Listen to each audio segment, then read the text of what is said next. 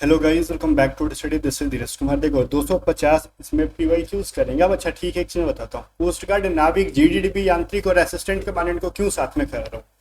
क्योंकि इनके एग्जाम्स में देख लो, साइंस के क्वेश्चन जो होते हैं, अगर मैं कराऊंगा पीवाईक्यूज तो एक एग्जाम से 200-300 क्वेश्चन नहीं मिल पाएंगे। तो दोनों को मिला के मैं करा रहा हूँ। फिर से मैं बोल दूँ, दोनों को क्वेश्चन बनाने वाली संस्था एक ही है। दोनों के क्वेश्चन एक दूसरे में मिल जाते हैं कभी कभी देखने के लिए। और आगे आगे आने वाले बहुत सारी चीज़ों को मैं एक साथ कराऊंगा। तो ये नेवी जो नाविक, जीडीबी, यांत्रिक वाले बच्चे और असिस्टेंट कमांडेंट वाले बच्चे दोनों इसको साथ में फॉलो करते रहेंगे, ठीक है। एंड आपको नोटिफिकेशन आती होगी, नहीं आती हो तो टेलीग्राम पे मैं वीडियो डालता हूँ। 2-3 चीज़ मैं बता लेता हूँ, फिर मैं आगे बढ़ूंगा, ठीक है। सुन लो आराम से, क्योंकि मेरी क्या क्या अभी प्लानिंग है आपको देने के लिए। जितनी भी चीज़ों को दूंगा उसकी पीडीएफ मैं फ्री में दूंगा। जो यूट्यूब के ऊपर, वाईटी के ऊपर मैं करा रहा हूँ ना, आपको ध्यान से सुनना। जो भी चीज वाईटी के यूट्यूब के ऊपर करा रहा हूँ उसकी पीडीएफ जो है वो फ्री रहेगी। आपको उसकी कोई भी पे करने की जरूरत नहीं है। वो कहाँ पे दूंगा मैं आपको? वो टेलीग्राम के ऊपर दूंगा। टेलीग्राम चैनल को कैसे सर्च करना है? टेलीग्राम पे सर्च करना है @A to Z स्टडी, ठीक है। और ये रिवीजन के लिए है, तो इसमें हम बहुत ज़्यादा टाइम नहीं देंगे, इनको फास्ट फास्ट चलेंगे। बिकॉज हमने ऑलरेडी 10-12 क्लासेस के अंदर साइंस को हमने डिटेल में पढ़ा था, अच्छे से तरीके से एक्सप्लेन करके पढ़ाया था। उसको फॉलो करोगे तो ये चीज़ें काफ़ी इजीली हो जाएंगी। और ये पीवाईक्यूज क्या एग्जैक्ट सेम टू सेम है? देखो, ये मेमोरी बेस्ड है। अब मैं एग्जाम देने तो हर शिफ्ट में जाता नहीं हूँ, और नाविक वाली मेरी एज है नहीं। असिस्टेंट कमांडेंट का तो फिर भी कह लोगे कि आपने दिया है तो आपको पता होगा, ठीक है भाई। अब मैं सवाल आता है, ये मेमोरी बेस्ड है। हमने जो बच्चों से पूछा है, और मोस्टली बच्चों को कौन याद रहता है? इजी टू मॉडरेट वाले। कुछ जो बहुत डिफिकल्ट वाले होते हैं ना, बच्चे हिंट दे देते हैं कि ऐसा क्वेश्चन आया हुआ था, तो हम उस पर आधारित क्वेश्चन क्रिएट कर लेते हैं, ठीक है। तो ये चीज जो है आपके दिमाग में अगर होगा कुछ, तो मैं दूर कर दिया। अभी हम क्या क्या प्लानिंग कर रहे हैं? तो अभी आपने देखा साइंस की जो हम कर रहे हैं, ठीक है। साइंस की हमने पीवाईक्यू करा, ठीक है। अभी हमारा क्या प्लान है? हम साइंस में एक और चीज लेके आएंगे 2 दिन के बाद, ठीक है, 12 तारीख के बाद। अब ये क्या चीज होगा? 100 क्या होगा? न्यूमेरिकल। 50 या 100 न्यूमेरिकल। देखो 50 to 100 न्यूमेरिकल्स मैं यूट्यूब पे करा दूंगा, जैसे कि कोस्ट गार्ड डीबी के अंदर और यांत्रिक के अंदर, डीबीजीडी यांत्रिक के सेक्शन 1 के अंदर और असिस्टेंट कमांडेंट के अंदर जैसा पूछा जाता है। एक मैं आइडिया दे दूंगा कि इस टाइप का न्यूमेरिकल है, और प्रैक्टिस करवा दूंगा, वहां से बहुत सारे फॉर्मूला याद हो जाएंगे। बस साइंस में अब इतना सफिशियंट है। अब साइंस में फिर मैं कुछ नहीं कराने वाला हूँ, ठीक है भाई। बोलोगे हैं और आगे की प्लानिंग बताओ, इंग्लिश में आप क्या कराने वाले हो? तो हमारी मटेरियल जो रेडी है, हम उस पर वर्क कर रहे हैं, और ऑलमोस्ट रेडी है। उसको मतलब थोड़ा सा डिजाइन वगैरह करना, क्या क्या चीजें रेडी है बता रहा हूँ। 100 कॉमन ईडर करा दूंगा मैं आपको, 100 सेंटेंस इंप्रूवमेंट करा दूंगा मैं आपको, ठीक है। इसके बाद आप सिनोनिम एंटोनिम तो मैं नहीं कराऊंगा, इसमें वर्ड्स कराऊंगा। वर्ड मीनिंग, सिनोनिम एंटोनिम कुछ नहीं होते, उसी वर्ड्स के सिनोनिम और उसी वर्ड के एंटोनिम करा दूंगा एटलीस्ट 100, ठीक है। इसके बाद आपको एक वीडियो आएगी 1 वर्ड की, और एक वीडियो आएगी आपके ईडीएम्स की, मिक्स रहेंगी, जिसमें 200 लगभग मैं आपको करा दूंगा, 100 करके एक ही वीडियो के अंदर। ये इतनी चीजें हैं। और एक वीडियो में आपको फिक्स प्रीपोजिशन करा दूंगा। ये सारी चीजें आप 15 तारीख तक देखोगे। ऑलमोस्ट चीजें मैं यूट्यूब पे करा चुका हूँ, ठीक है। अब बस थोड़ा सा सुन लो मेरी बातों को। ये एक आइडिया आपके पास होना चाहिए कि लास्ट टाइम में क्या क्या ये करवाने वाले हैं। अब देखो, ये इंग्लिश में इतनी चीज है, और इसके अलावा कुछ छूट रहा है, आपको लग रहा है कि ये चीज करानी चाहिए, तो मेरे को कमेंट करके बताना। अभी जो मैंने बताया रीजनिंग में मैं करा दूंगा क्या? मैं रीजनिंग में लगभग 200 से 300 क्वेश्चंस करा दूंगा, easy, moderate and difficult level के। 200 से 300 के बीच में प्रैक्टिस करा दूंगा, दैट इज इट। मैथ में क्या 2 से 3 पार्ट में मैं मैथ को बांटूंगा। मैथ में एक एडवांस मैथ की वीडियो लेके आऊंगा। एडवांस मैथ में मैं थोड़े थोड़े कॉन्सेप्ट बताऊंगा, ध्यान से सुनना। मेनली प्रैक्टिस की रहेगी ये। इसमें एटलीस्ट 100 क्वेश्चंस, 50 से 100 क्वेश्चंस रहेंगे एडवांस मैथ वाले, 50 to 100 के बीच में रहेंगे। जैसे ट्राइगोनोमेट्री, अलजेब्रा, ज्योमेट्री, ठीक है। मेंसुरेशन को भी देखेंगे तो डाल देंगे इसके अंदर, हालांकि वो अरिथमेटिक में उसको आ जाता है। पॉलिनोमियल्स, इक्वेशंस, हम इन सभी चीज़ों को एडवांस मैथ में डाल के इंपॉर्टेंट कॉन्सेप्ट जो एग्जाम में कई बार रिपीट हुए उन पे आधारित कॉन्सेप्ट सिखा के क्वेश्चंस को करा दूंगा प्रैक्टिस। एक मैं वैसा ही करूंगा अरिथमेटिक का। तो मैथ में 2 चीजें सही है, ठीक है। रीजनिंग हो गया, मैथ हो गया, इंग्लिश और साइंस मैंने बता दिया। तो मेरी की आगे की स्ट्रेटेजी जो है मैंने आपसे शेयर कर दी। और इसके अलावा अगर ये चीज मैथ वैथ जो करा के 16-17 से पहले मैं करा दूंगा, आप एग्जाम से पहले, मैं 17 से पहले सारी चीजों को कंप्लीट करा दूंगा यूट्यूब के ऊपर, जिससे कि आपका एक अच्छा खासा रिवीजन होता है, ठीक है भाई। 18 को आपके एग्जाम है ना, 16 तक आपको मैं करा दूंगा। एकदम निश्चिंत रहो इस चीज के लिए। चलो अब हम बढ़ते हैं अपने, और इन सब की पीडीएफ को ना मैं यूट्यूब के जो जो भी चीज़ें करा रहा हूँ यूट्यूब पे, उनको मैं टेलीग्राम पे पीडीएफ को डालते चला जाऊंगा। आगे बढ़ते हैं, 5 मिनट मैंने आपका लिया। अब जो हमारी पेड चीज़ें हैं वो हमारी मॉक टेस्ट है। आप अपना ऑनलाइन मॉक टेस्ट लगा के जाओ। किस चीज़ के लिए? असिस्टेंट कमांडेंट के लिए। नाविक डीबी जीडी यांत्रिक के सेक्शन 1 की भी मॉक टेस्ट है हमारे यूट्यूब पे, वो तो 49 रुपीज़ की है नाविक वाली। लेकिन असिस्टेंट कमांडेंट में बहुत सारे क्वेश्चंस होते हैं, पेपर के अंदर 100 क्वेश्चंस होते हैं, तो ऑलमोस्ट आप देख लो ना 100 इंटू 10 कर लो, ठीक है भाई, तो आपको 1000 क्वेश्चंस बन जाती है। तो ऐसे ही तो इतने सारे क्वेश्चंस को हम करा रहे हैं, आपको सिर्फ 110 रुपीज में प्रोवाइड कर रहे हैं, तो आप जाके लगा सकते हो, विथ सॉल्यूशंस रहते हैं, ठीक है भाई। तो A to Z स्टडी आपको डाउनलोड कर लो। तो ये मॉक टेस्ट आपको A to Z study app के ऊपर मिलेगा। अगर मॉक टेस्ट आपको नहीं मिल रहा है तो हमारी टीम को व्हाट्सअप कर लो, किस तरीके से ऐप के ऊपर लगाना है बता देंगे। और लास्ट टाइम अगर आप सोच रहे हो रिवीजन करने के लिए एक अच्छी सी नोट्स मिल जाए, तो हमारे पास साइंस की 1 लाइनर फॉर्म में हमने बाइलिंगुअल पीडीएफ बना रखी है। एग्जाम से पहले इनको रिवीजन करके चले जाना। अभी इसमें लगभग आपको 500 के आसपास क्वेश्चंस रहेंगे। PYQ और प्लस हमारी पेड पीडीएफ दोनों कर लो, that will be sufficient guys. Buy करने के लिए आप हमारी टीम को व्हाट्सअप करोगे। जीके की एक मैंने देखो हिंदी और इंग्लिश दोनों लैंग्वेजेस में एक ही पीडीएफ में हमने दे रखा है, नीचे इंग्लिश ऊपर हिंदी, देख रहे हो हिंदी एंड इंग्लिश। ये हमने देखो किस तरीके से रेडी किया। जो PYQs बेस्ड होते हैं ना, हिस्ट्री, ज्योग्राफी, पॉलिटी, इकोनॉमिक्स, ऐसे करके, और साथ में जो इंपॉर्टेंट चीजें हैं मैंने इस पीडीएफ के अंदर डाली, उनको पढ़ के जाना। वहीं पे इंग्लिश ग्रामर की प्रैक्टिस, साथ में आपको पैसेज की, क्लोज टेस्ट की प्रैक्टिस जो है, ये हमारी पीडीएफ इंग्लिश की एंड वोकैब है उसकी पीडीएफ है। साथ में मैथ की भी है हमारे पास और रीजनिंग भी है। लास्ट टाइम एटलीस्ट इतनी चीज़ों को आप रिवीजन करके चले जाना, जो आपके एग्जाम में बहुत ज़्यादा हेल्प करेंगे, ठीक है। आप इन सभी पीडीएफ को बाय करने के लिए व्हाट्सअप करो। सभी पीडीएफ की प्राइस अलग अलग है, व्हाट्सअप करके बाय करना। डिस्क्रिप्शन में लिंक है, वहां से बाय करोगे तो 50 की पीडीएफ सीधे आपको 60 रुपये पे करने पड़ेंगे। वेबसाइट वाले टैक्स ऐड कर लेते हैं, ठीक है भाई। तो मैंने बता दिया आपको। चलो अब मैं इसको ना फ्रीक्वेंट चलूंगा, बहुत स्पीड में चलूंगा, स्लो मैं नहीं चलने वाला हूँ। जो भी क्लासेस होंगे, रीजन सब पड़ी चीजें। कह रहा है in which medium does sound travel slowest, ठीक है भाई, किस मीडियम में साउंड स्लो ट्रेवल करता है? तो भाई साउंड का और लाइट का स्पीड में दोनों का एक अपोजिट चीज है। साउंड कहता है मेरे को जितनी सॉलिड चीजें दोगे मैं उतनी फास्ट चलूंगा, और लाइट कहता है भाई मेरे को जितनी सॉलिड चीजें दोगे मैं उतनी स्लो हो जाऊंगा। समझ रहे हो? तो भाई जब साउंड का पूछ रहा है तो गैस जो सॉलिड नहीं होता, सबसे डेंसिटी कम किसकी होती है? गैस की, तो स्लो हो जाएगा वो। क्यों? क्योंकि साउंड को चलने के लिए एक मीडियम की जरूरत होती है, और मीडियम के अंदर डेंसिटी जितना ज्यादा रहेगा उतना फास्ट चलेगा। तो गैस में मीडियम जो होते हैं, काफी उनके बीच के जो पार्टिकल्स होते हैं वो बहुत ही दूरी पे होते हैं, ठीक है। तो ये स्लो हो जाता है गैस के अंदर। और वहीं पे लाइट का रहता है तो वो वैक्यूम के अंदर भी एकदम फटाक से चल देता है। चल भाई चल, बुलेट ट्रेन की स्पीड से भी ज्यादा स्पीड में। क्या कह रहा है? प्रकाश का वेग निर्वात में कितना होता है? अब देखो भाई, ये प्रकाश है, लाइट है, तो मैंने बोला वैक्यूम में भी चलेगा, तो किस स्पीड से चलेगा? 3 × 10⁸ मीटर पर सेकेंड की स्पीड से चलेगा। ये चीज तो हमने पहले भी पढ़ा था। रिवीजन करा रहा हूं मैं। न्यूटन का फर्स्ट लॉ क्या कहता है? बोलोगे इससे क्या ही मतलब है? तो भाई जड़त्व का नियम, लॉ ऑफ इनर्शिया से रिलेटेड बहुत चीजें, ये लॉ ऑफ इनर्शिया देता है ना, और इसका डिटेल एक्सप्लेनेशन यहाँ पे हमने क्या बोलते हैं, डेफिनेशन दे रखा है कि जस्ट लाइक की कोई भी बॉडी है, अगर वो क्या कहते हैं रेस्ट में है तो वो रेस्ट में रहेगी, अगर कोई चीज है मोशन में तो वो मोशन में रहेगी, जब तक कि उस पर कोई एक्सटर्नल फोर्स, बाहरी फोर्स ना लगे। यही तो उसका डेफिनेशन। अब यहाँ से क्या फायदा है? तो कई बार डेफिनेशन को ही ना डिफिकल्ट बनाना होता है, वो ऑप्शंस में डाल देते हैं। कह रहा है वर्क का ऐसा यूनिट क्या होता है भाई? आप सबको पता है जूल होता है। अब जूल होता है और उससे रिलेटेड और भी कुछ चीज जानोगे कि 1 जूल बराबर क्या होता है? 1 न्यूटन इंटू 1 मीटर। इसको न्यूटन मीटर में जूल को लिखते हैं हम लोग, ठीक है भाई। चलो, कह रहा है गुरुत्वीय त्वरण का मान कितना पृथ्वी पर कितना होता है भाई? गुरुत्वीय त्वरण बोले तो स्मॉल जी, इसको क्या कहते हैं? Acceleration due to gravity. इसकी वैल्यू क्या होती है? 9.8 मीटर पर सेकेंड स्क्वायर, ठीक है। तो ये चीज आप याद रखोगे। अब कह रहे हैं ध्वनि की गति ठोस, द्रव और गैस में किस क्रम में होती है?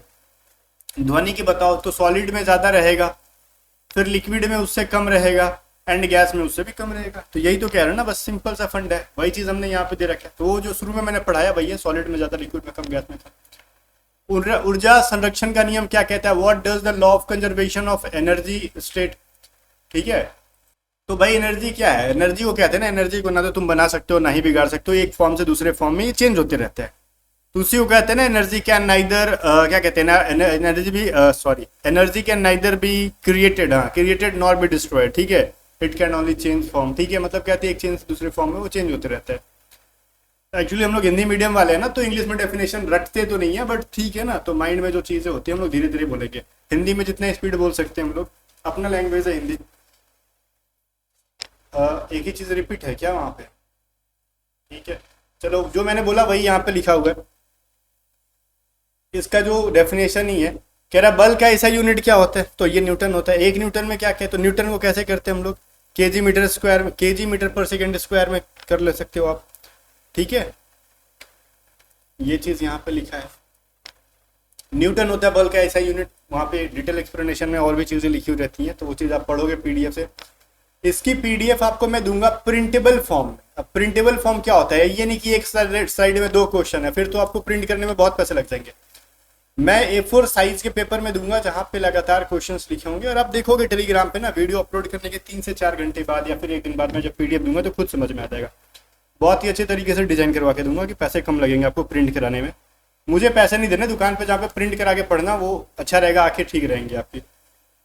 What does work energy theorem state, कार्य ऊर्जा प्रमेय क्या कहता है भाई, तो ये चीज आप बताओ, ये क्या कहता है, जितना भी काम आप करोगे उस किस चीज में ट्रांसफॉर्म होता है, गतिज ऊर्जा के अंदर।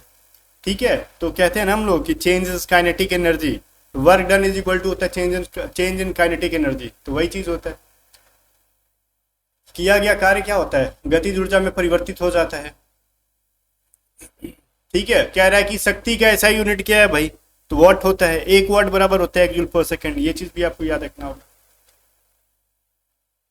फिर कह रहा है देखो न्यूमेरिकल टाइप का क्वेश्चन है। अब देखो कई बार ना कहोगे सर नहीं, यहाँ पे कैपिटल जी का वैल्यू तो 9.8 मीटर पर सेकंड स्क्वायर आपने बोला था, और यहाँ पे 10 क्यों लिखा है, तो ये चीज जरूर लास्ट में देखना कि ये अपने से मानने के लिए अगर कोई वैल्यू दे रहा है तो इसके अकॉर्डिंग ही चलना, खुद से वैल्यू मत लिखने लगना। यही चीज आप बच्चे ध्यान नहीं देते हैं, यहाँ पे 10 की जगह अपना वैल्यू रखने लगेंगे, तो वो काम मत करना।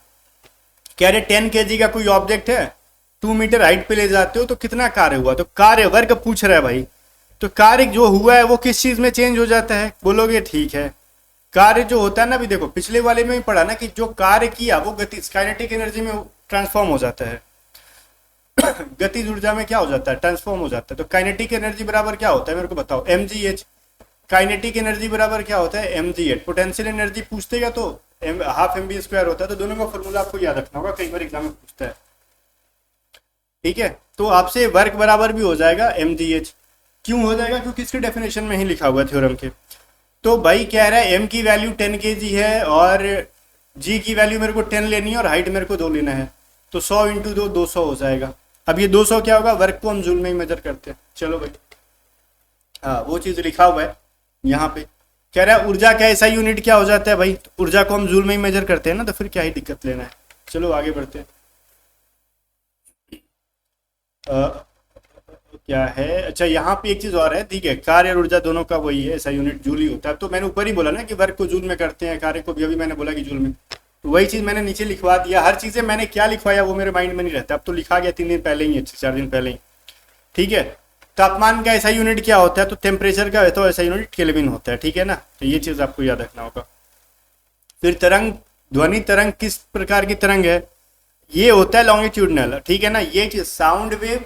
और पूछेगा प्रकाश किस प्रकार का तरंग है, तो वो होता है किस प्रकार का होता है, अनुप्रस्थ होता है, ट्रांसवर्स होता है। अगर साउंड पूछेगा तो अनुदैर्ध्य, जिसको हम क्या बोलते हैं, लॉन्गिट्यूडनल वेव कहते हैं।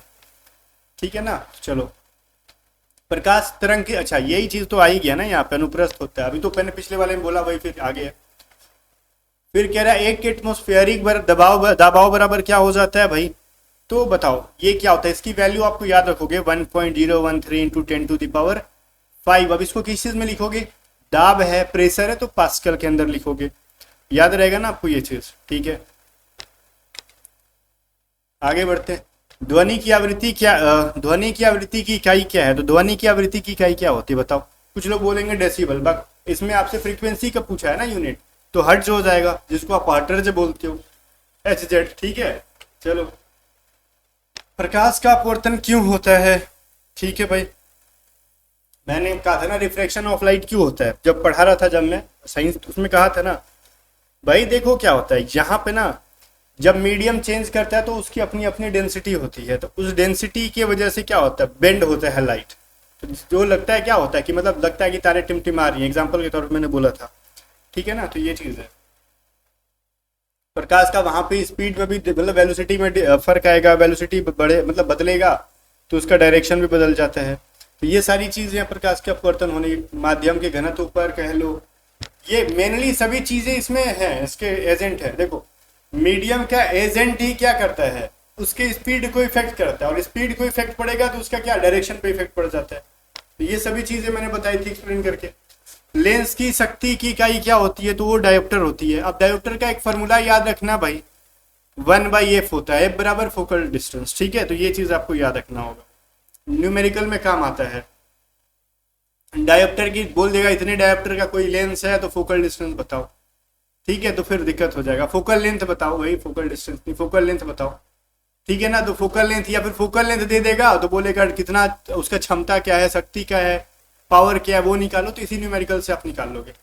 प्रवर्तन का नियम क्या कहता है भाई, प्रवर्तन का नियम कहता है एंगल ऑफ इंसिडेंस जो होता है वो हमेशा एंगल ऑफ रिफ्लेक्शन के बराबर होता है। आपतन कोण किसके बराबर होता है, प्रवर्तन कोण के, यही कहता है आपसे।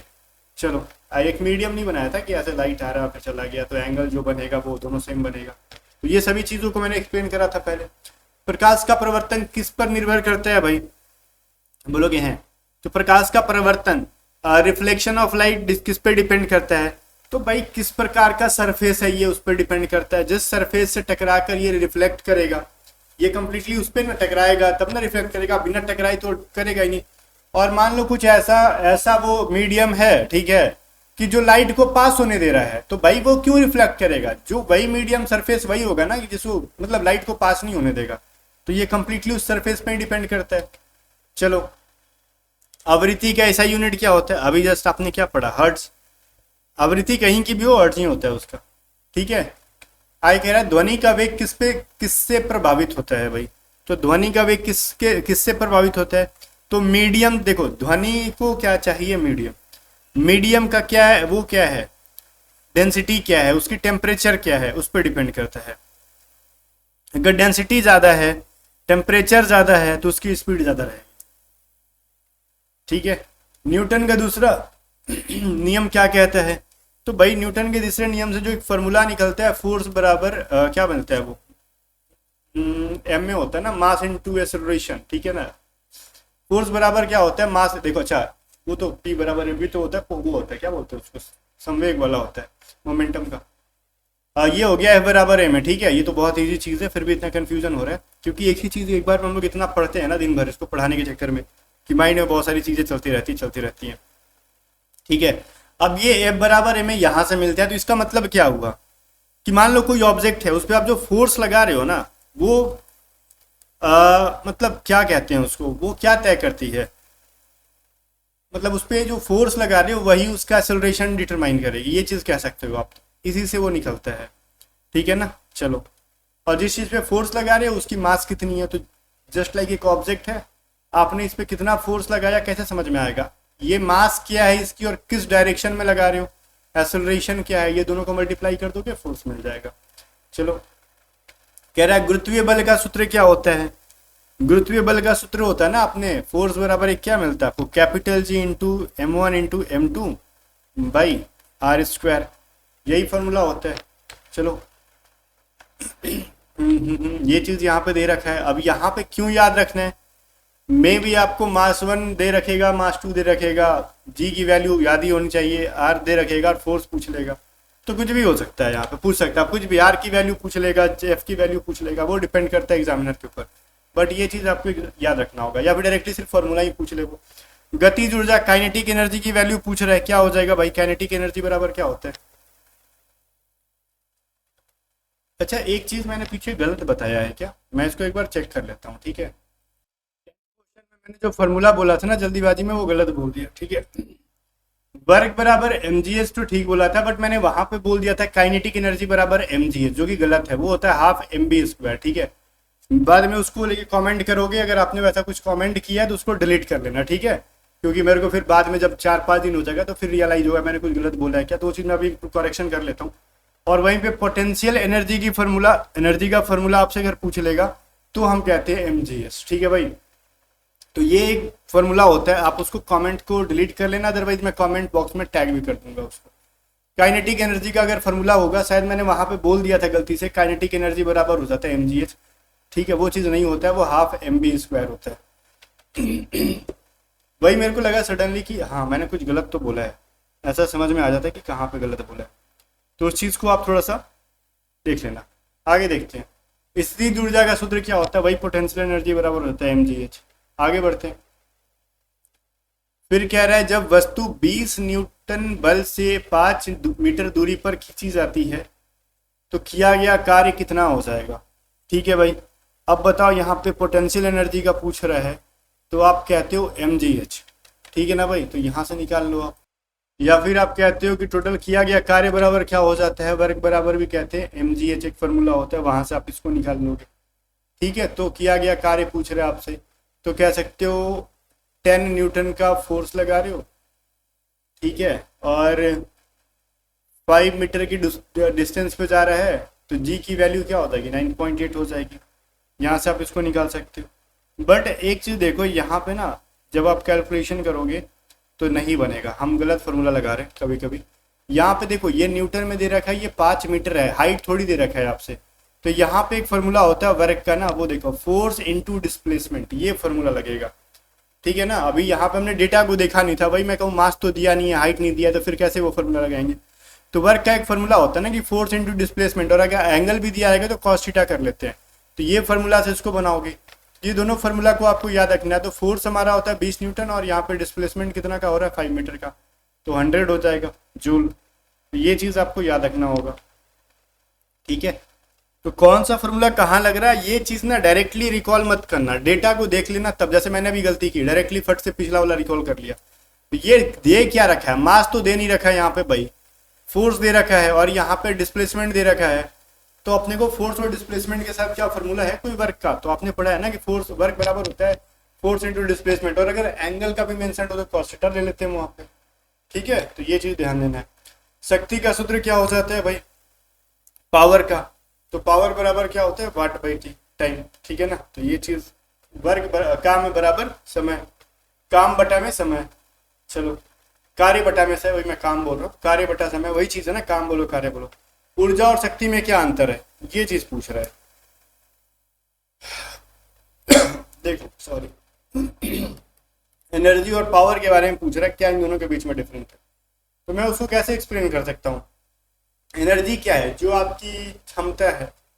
ठीक है, क्षमता किस चीज की होती है, काम करने की जो क्षमता होती है। तो जो वर्क करने की जो एफिशिएंसी है उसको हम एनर्जी कहते हैं, और जो आपने कर दिया जिस रेट से, ठीक है, 1 सेकेंड में कितना, मतलब जिस रेट से किसी काम को किया, तो उसको हम क्या कहते हैं, शक्ति कहते हैं, पावर कहते हैं। तो यही दोनों में फर्क है, वही चीज यहाँ पे लिखा है। आगे बढ़ते हैं, द्रव्यमान और वजन में क्या डिफरेंस है, तो ये चीज समझना बहुत इंपॉर्टेंट है।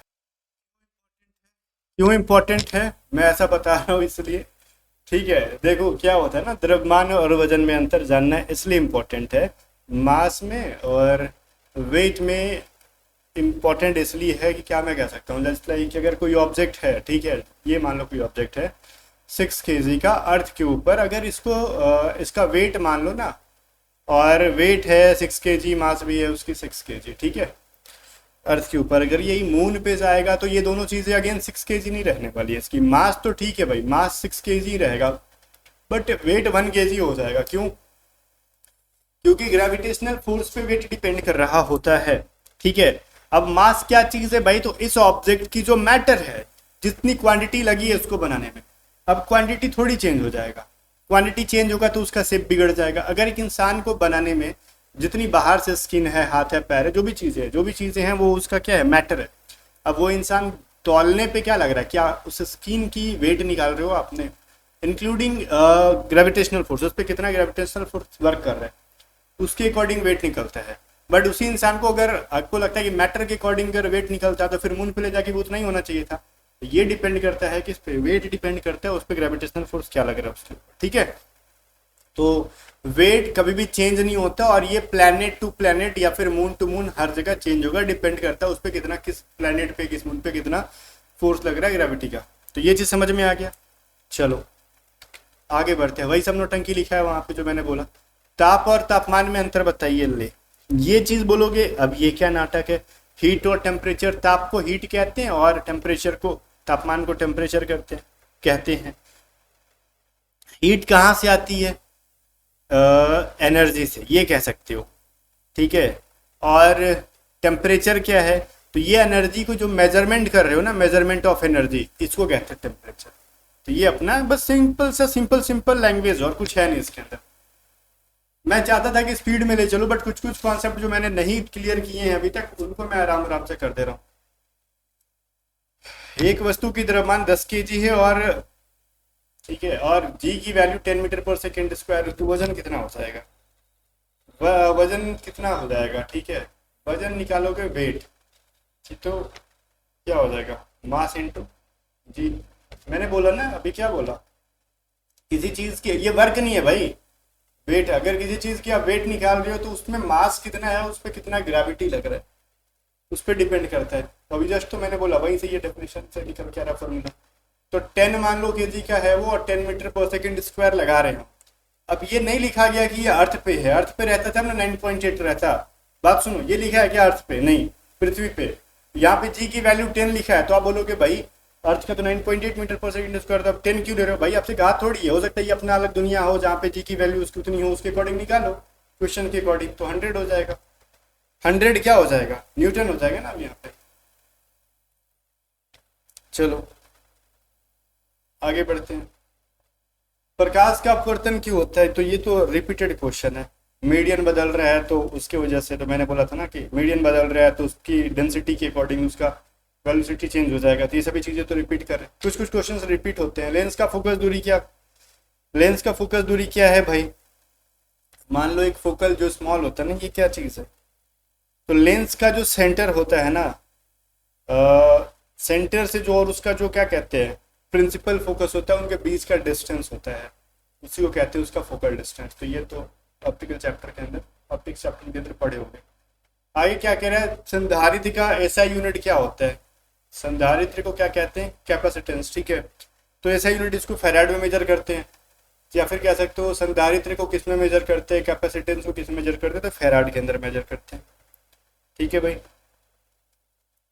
वही यहाँ पे है। आगे बढ़ते हैं। धारा की इकाई क्या? अगर मैं ज्यादा स्लो हूं ना अगर, तो आप इसका स्पीड बढ़ा लो, ठीक है। धारा की जो है ना वो क्या होती है, इकाई क्या होती है, एसआई यूनिट क्या होती है? एम्पियर होती है। इसमें तो सबको पता ही होता होगा। चुंबकीय फ्लक्स का एसआई यूनिट क्या है? कई बार आपसे एसआई यूनिट पूछता है, इसलिए मैंने यहाँ पे जरूर मेंशन किया है वेबर। तो बहुत सारी चीजें पूछते रहते हैं। वेबर होता है चुंबकीय फ्लक्स का, मैग्नेटिक फ्लक्स का। कहते हैं जब एक चालक चुंबकीय क्षेत्र में गति करता है तो क्या उत्पन्न होता है? What is produced when a conductor moves in a magnetic field? तो क्या करेगा वहां पे इलेक्ट्रोमैग्नेटिक क्या करता है वो, फोर्स, फोर्स को क्या कर रहा है वहां पे, प्रोड्यूस कर रहा है, उत्पन्न कर रहा है। हम कहते हैं ना विद्युत प्रेरण बल, ठीक है। चलो, उत्पन्न करता है। आगे कह रहा है विद्युत ऊर्जा का ऐसा यूनिट क्या होता है? अब बताओ, विद्युत ऊर्जा का ऊर्जा है यहाँ पे, तो क्या हो जाएगा? जूल ही हो जाएगा ना, और क्या होगा। और यहाँ पे अब इसका विद्युत से आ गया तो जूल बराबर हो जाएगा, 1 जूल बराबर 1 वोल्ट इंटू 1 कूलम। फिर हो जाएगा NH3 में अणु का कार्य क्या हो जाएगा, ठीक है। What is the shape of NH3 molecules? तो भाई जब 3 है यहाँ पे तो क्या लगेगा, यहाँ पे ट्रायगोनल पिरामिड बनेगा यहाँ पे। तो आप कह सकते हो ट्रायगोनल बनेगा ये। इसमें 3 बॉन्ड्स हैं, ठीक है, 3 बॉन्ड्स पेयर हैं, और एक में N क्या क्या है, ये कह सकते हो कि उसका मतलब सिंगल बॉन्ड है। तो यहाँ पे तो मतलब सिंगल पेयर है, तो इसकी जो बॉन्ड है वो कितनी है? 3, ट्रायंगल बन जाएंगे। आगे बन रहा है क्या? pH 3, pH की वैल्यू, pH मान 3 है, pH वैल्यू 3 है, तो वो कैसा होगा? तो ऑब्वियसली चीज है, एसिडिक होगा। 7 से कम है तो एसिडिक होगा, 7 से ज्यादा होगा तो बेसिक होगा, क्षारीय होगा। 7 होगा तो न्यूट्रल, 7 होगा तो न्यूट्रल होगा। NaCl का जो है ना आपका, विद्युत अपघटन करने पर एनोड पर कौन सी गैस निकलती है? तो ये चीज आपने पढ़ा था पहले भी। अगर NaCl का इलेक्ट्रोलाइसिस करोगे आप तो वहां पे क्लोरीन गैस निकलती है। सोडियम गैस है ये नहीं है तो निकलेगा, क्लोरीन नहीं निकलेगा। दिमाग लगाओ, पूछना क्या है, सोचना क्या है। सोडियम जब गैस है ये नहीं है तो गैस कौन है? क्लोरीन है, तो यही ना निकलेगा यहाँ से, और क्या निकलेगा, ठीक है। आगे देखो, क्षारीय धातु आवर्त सारणी के किस समूह में आती है भाई? तो क्षारीय धातु जो होती है आवर्त सारणी के समूह 1 के अंदर आती है। जैसे लिथियम हो जाता है, सोडियम हो जाता है, रुबीडियम हो जाता है, फ्रांसियम होता है, सीजियम होता है, और एक और पोटेशियम होता है ना। चीजें यहाँ पे लिखा है, ठीक है, मैंने इधर उधर करके बोल दिया, यहाँ पे सजा के लिखा हुआ था lithium, sodium, potassium, rubidium, caesium, francium. अब ऐसे सजा के थोड़ी याद रहता है, आगे पीछे करके याद होता है, तो मैंने बोल दिया वही चीज़, जो चीज़ मेंशन भी आपको लिख के मिलेगा आपको पीडीएफ में, टेंशन मत लो, ये सारी चीज़ें लिखा जाएगा। फिर क्या रहा है Fe2O3 + 2Al, फिर यहाँ पे देखो इनका रिएक्शन करने पे Al2O3 + 2Fe, यहाँ पे देख लो अगर नहीं दिख रहा है तो ये मिल रहा है, और ये किस टाइप का रिएक्शन। अब मेरे से ना ये मत कहना कि ऐसा नहीं पढ़ाया, मैंने ऑलमोस्ट क्लासेस में पढ़ाई थी, डिस्प्लेसमेंट रिएक्शन क्या होता है, कॉम्बिनेशन रिएक्शन क्या होता है, ऐसे करके रिएक्शंस के टाइप पढ़ाया था, याद हो तो। अब बोलो ये किस टाइप का है, तो देखो ना, देखो यहाँ पे ये एल्यूमिनियम भाग गया फेरस के पास, लोहा के पास, ये ऑक्सीजन को भाग गया, मतलब ये सॉरी ऑक्सीजन भाग गया एल्यूमिनियम के पास, और फेरस को कर दिया यहाँ पे किनारे। तो भाई जब एक इंसान, जैसे मानो ना दो यहाँ पे लड़का, एक लड़का है और एक लड़की है, और एक लड़कियां को ना जलन हो रहा है कि काहे उसके साथ है, तो इसको भगा देगी, तू भाग रहे वहां से, मैं आऊंगी, तो लड़कियां यहाँ आ जाती और ये बेचारी अकेली हो जाती, तो उसको डिस्प्लेस कर दी ना। तो वही चीज तो है, ये क्या किया, एल्यूमिनियम क्या किया है, चट्टा फेरस तुम इसके साथ है, ऑक्सीजन के साथ, ऑक्सीजन के बगल में, तू हट, हम यहाँ पे रहेंगे, और फेरस को कर दिया साइड, तो ये डिस्प्लेस कर दिया उसको। ऐसे ही याद रखना। कॉम्बिनेशन क्या होता है, दो चीजें जब वो होती है जुड़ के और एक बन जाती है, मैं और तुम अगर हम हो जाते, तो वो लगा ना, सुने हो ना, तो उसको कहते हैं कॉम्बिनेशन। ऐसे बहुत सारे टाइप्स मैंने पढ़ा रखे थे। फिर क्या था, maximum number of electrons in a cell, एक सेल के अंदर जो मैक्सिमम नंबर ऑफ इलेक्ट्रॉन कितने रह सकते हैं, बोलोगे आप बता दो, जितने कह दोगे उतना ही रख देंगे हम, ठीक है। तो भाई ये कोई बात नहीं हुई, ये होती है 2n², तो ये आपको निकाल देना होगा। n क्या होता है भाई, सेल का नंबर, और मान लो जो भी है 2 4 6, तो उसके अकॉर्डिंग रख के आप सॉल्व कर लेना। चलो डीएनए और आरएनए में अंतर बताओ, बोलोगे डीएनए और आरएनए में क्या अंतर होता है, फुल फॉर्म बता दे क्या आपको, ठीक है। तो ये चीज कह सकते हो ना, जैसे इनके बीच में क्या होता है, डीऑक्सीराइबोज न्यूक्लिक एसिड और उसका होता है राइबोज न्यूक्लिक एसिड, ठीक है, यही तो होता है ना।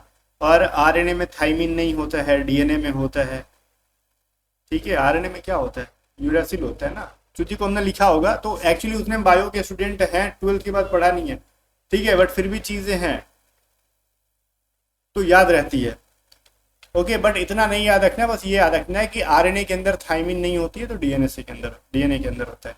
इतना डिटेल में आपसे नहीं पूछेगा, बट ये चीजें अगर बच्चे ऐसे कहे होंगे हमारे टाइम पे, जब हमने क्वेश्चन डीएनए आरएनए से क्वेश्चन था, तो हमने डाल दिया उसी टाइप से, और क्या कर सकते हैं, ये क्वेश्चन थोड़ी एग्जाम में आया होगा, बट इसके बेस पे आया होगा, तो उस चीजों को हमने यहाँ पे लिख दिया, डीएनए और आरएनए का टाइप दे दिया इधर। मानव हृदय में कितने चैम्बर होते हैं, ये बहुत बार पूछा गया है भाई, ठीक है। 4 होते हैं, 2 आपने आलिंद और 2 निलय सुना होगा, ठीक है, 2 आलिंद 2 निलय के बारे में सुना होगा, जो चीज इंग्लिश में भी है। आर्टरिया और वेंट्रिकल्स होते हैं 2-2। फिर रक्त में ऑक्सीजन का परिवहन कौन करता है, तो ये तो हीमोग्लोबिन करता है, हर किसी को पता है, हीमोग्लोबिन की वजह से लाल लाल दिखता है खून। नेफ्रॉन किस अंग का जो है ना फंक्शनल यूनिट है, क्रियात्मक यूनिट है, ये आपसे पूछेगा, तो ये किडनी का है, ये याद रखना आप। जो यूरिन को क्या करता है, छानता है, सॉरी ब्लड को छान के यूरिन को साइड करता है, उल्टा मैंने बोल दिया। आंख की लेंस द्वारा रेटिना पर जो, ये तो आपके मॉडल पेपर में भी है। अच्छा एक चीज मैंने आपसे नहीं बताया, मॉडल पेपर का ना मैं 2 दिन से सोच रहा हूँ ना, जो मॉक टेस्ट है ऑफिशियल वेबसाइट पे, उसको करवा दूं, क्या लगता है आपको, इंटरेस्ट है उसके अंदर, मेरे को बताना, मैं करा दूंगा। What type of image is formed by the eye lens of retina? Retina पर किस तरीके से बनती है, तो भाई एक चीज तो रियल बनेगा और इन्वर्टेड, उल्टा बनता है, सीधा नहीं बनता है, लेकिन बनता रियल है, ये चीज याद रखना। फिर कह रहा है चुंबक का चुंबकीय क्षेत्र सबसे मजबूत कहाँ पे होता है, तो बोलोगे चुंबक का सबसे चुंबकीय क्षेत्र ना लोहा पे मजबूत होता है, हमने दूसरी पे चिपका के देखा है, नहीं उनके पोल्स पे, जो दोनों पोल्स होते हैं ना उसके ऊपर, तो साउथ पोल नॉर्थ पोल 2 होते हैं ना, वहां पे इनका चुंबकीय क्षेत्र सबसे ज्यादा होता है, ठीक है। आगे देखो, इलेक्ट्रिक आयरन का हीटिंग एलिमेंट किससे बना हो, तो भाई आयरन का हीटिंग एलिमेंट पूछ रहा है, नाइक्रोम का बना होता है, ठीक है ना। चलो विद्युत प्रवाह का ऐसा यूनिट क्या होता है भाई, तो एम्पियर ही होता है ना इलेक्ट्रिक करंट का। फिर के रासायनिक अभिक्रियाओं में उत्पन्न गैसों की पहचान कैसे की जा सकती है, ठीक है, तो कैसे कर सकते हैं, उसका क्या कुछ वो होता होगा ना लक्षण, जैसे कि जो गैस है उसमें क्या कोई वो है, गैस का कलर तो मान लो होता है ना कि कुछ कुछ गैसेस होती हैं जिनका कलर होता है, कुछ गैस जैसे येलो टाइप की होती हैं, अगर येलो अगर नाइट्रोजन को आप निकालोगे ना, तो क्लोरीन को निकालोगे ना जब, तो ये चीज़ें तो वहाँ पे वो विजिबल हो जाती है। आपने लिक्विड नाइट्रोजन देखा है जब वो निकलती है उसमें से, क्या बोलते हैं, केन में से, तो ठीक है। आप जनरली कहाँ पे देख पाओगे मैं बताता हूँ। अगर नाइट्रोजन आपको देखना है ना, तो जहाँ पे अगर आपके अगल बगल घर के जो होते हैं ना मवेशियों के डॉक्टर होते हैं, ठीक है, वेटनरी डॉक्टर, उनके पास आना, बोलना कि एनिमल्स की जो स्पर्म स्टोर करके रखते हैं ना वो लिक्विड नाइट्रोजन के अंदर होते हैं, कहना थोड़ा सा निकाल के दिखा, वो कर देंगे अगर जान पहचान के वो, तो देखना वो विजिबल होता है। बोलोगे हर गैस विजिबल नहीं होता, बट ये चीजें विजिबल होती है, ठीक है, कुछ कुछ चीजें दिख जाती हैं। तो भाई उनके कभी कभी कलर से भी डिपेंड होता है, कुछ गैसेस के अपने वो होते हैं, मतलब वो उसके गंध भी होते हैं, ठीक है, स्मेल्स भी होते हैं, और कुछ की कैरेक्टर ऐसी होती है ना कि वो फ्लेमेबल होते हैं, आग पकड़ने लायक होते हैं वो, ठीक है। तो ये तीनों चीजें होती हैं जिससे कि उनके गैसों की पहचान कर सकते हैं हम लोग रासायनिक केमिकल रिएक्शन के दौरान। बस वही चीज हमने यहाँ पे दिखा है। पीएच 7 वाला कैसा होगा, मैंने गीत तो गा दिया था ना, न्यूट्रल होता है पीएच वाला, 7 वाला, ठीक है। चलो 7 वाला जो होगा वो न्यूट्रल ही होगा ना भाई। आगे देखते हैं, सीमेंट बनाने के लिए मुख्य घटक कौन कौन सा होता है। तो सीमेंट के लिए क्या क्या चाहिए आपको, तो भाई सीमेंट के लिए बिना चूना के नहीं होगा, ठीक है ना। जैसे हम लोग कहते हैं ना CaO चाहिए होता है अपने को। चलो आगे देखते हैं, प्रकाश में विवर्तन क्या होता है, ठीक है। प्रकाश में विवर्तन क्या होता है, डिफ्रैक्शन क्या होता है। जैसे मान लो ना अगर प्रकाश जा रहे हो और आपने देखा होगा ना कि अगर कहीं से उसको ना रुकावट उत्पन्न हो रही है तो प्रकाश फैलने लगता है चारों ओर। जब देखो अगर एक टॉर्च जलाओ, सुनो मैं एग्जांपल देता हूँ, टॉर्च जला रहे हो ना, तो टॉर्च की लाइट जनरली सीधी निकल जाती है कुछ कुछ, लेकिन अगर कुछ बाधा उत्पन्न करोगे ना तो वो फैलने लगती है। अगर कहीं टकराएंगे या फिर कुछ भी टाइप का बाधा उत्पन्न होगा वहां पे, तो वो फैलने लगता है, उसी को कहते हैं विवर्तन, डिफ्रैक्शन। आगे देखो, ध्वनि तरंगों में आवृत्ति का असर क्या होता है। ध्वनि का जो वो होता है, ध्वनि का असर क्या होता है, तो वो तो कंप्लीटली पिच पे डिपेंड करता है, ठीक है। जैसे हम लोग कहते हैं ना कि उसकी अगर आवृत्ति अगर ज्यादा रहेगी तो उसका स्वर भी क्या होगा, ज्यादा रहेगा।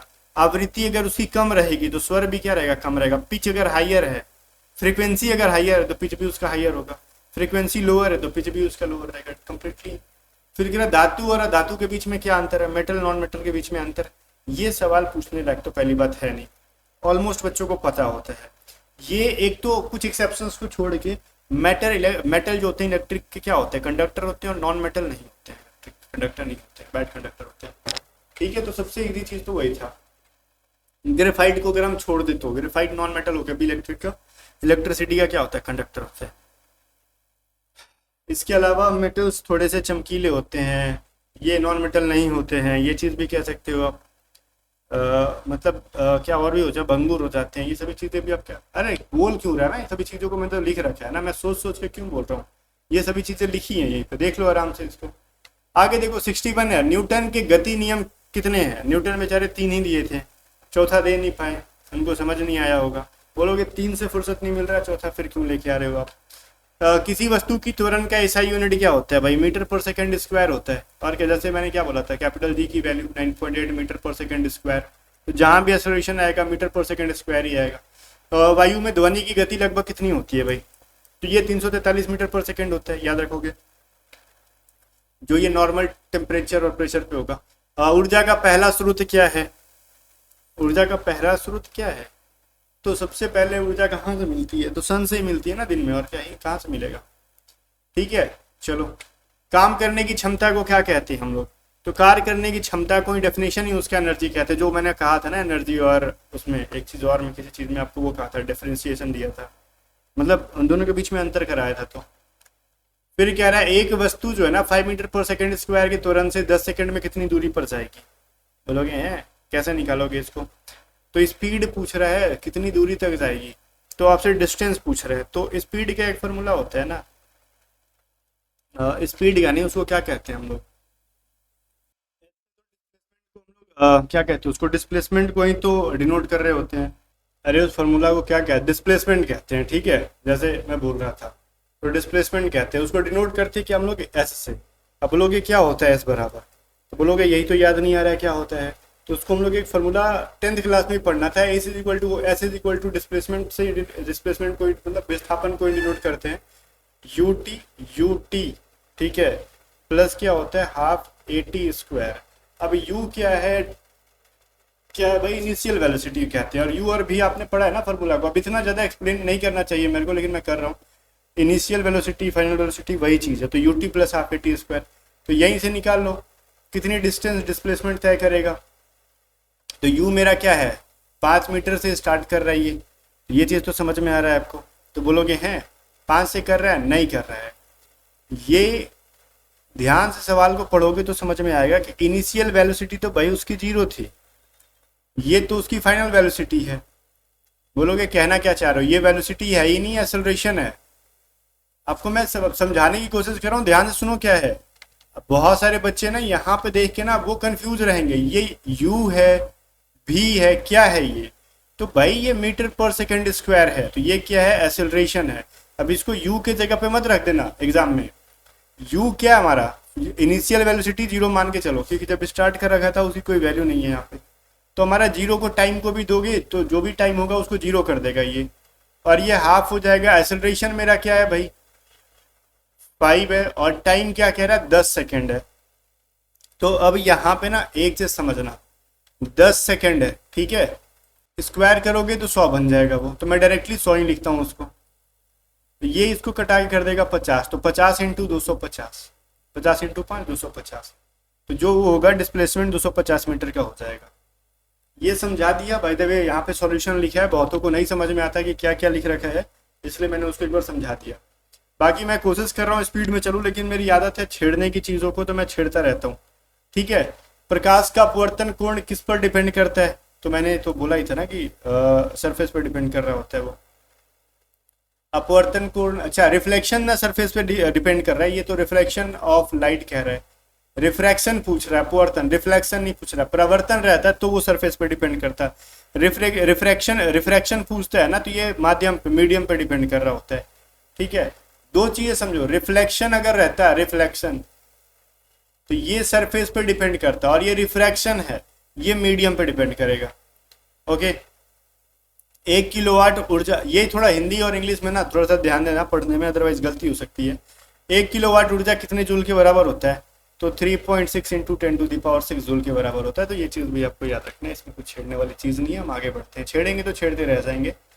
आगे देखो, धारा प्रतिरोध कैसा है भाई, प्रतिरोध कैसा यूनिट क्या होता है, ओम होता है, और क्या, जिसको ऐसे डिनोट कर रहे होते हैं हम।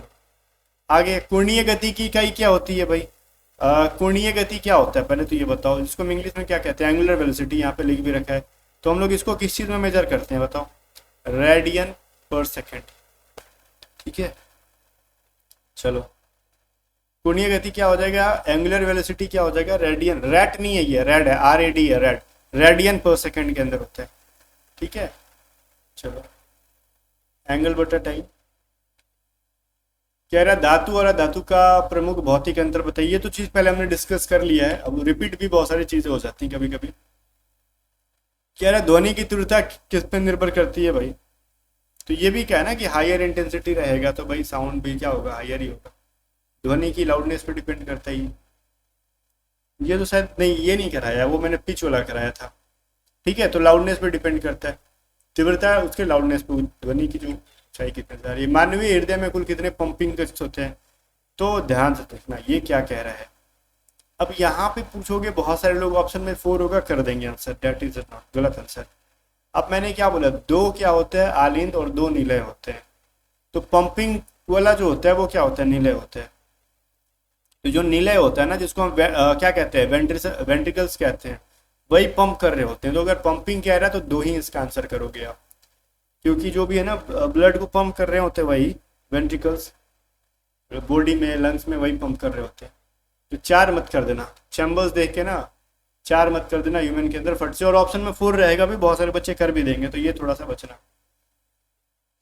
ये क्या है, H2O2 ऐसे लिखना था ना इसको। H2O2 का विघटन होने पर कौन सी गैस निकलती है, H2O2 का विघटन करोगे तो क्या निकलेगा ये बताओ। ये H2O2 को अगर कराओगे ना तो ये क्या निकलेगा, H2O प्लस में O2, H2O निकलेगा और साथ में ऑक्सीजन गैस निकलेगा। H2O बोले तो चलो। प्रकाश का अपवर्तनांक क्या दर्शाता है, अपवर्तनांक क्या करता है कि मतलब वही उसको क्या कहते हैं,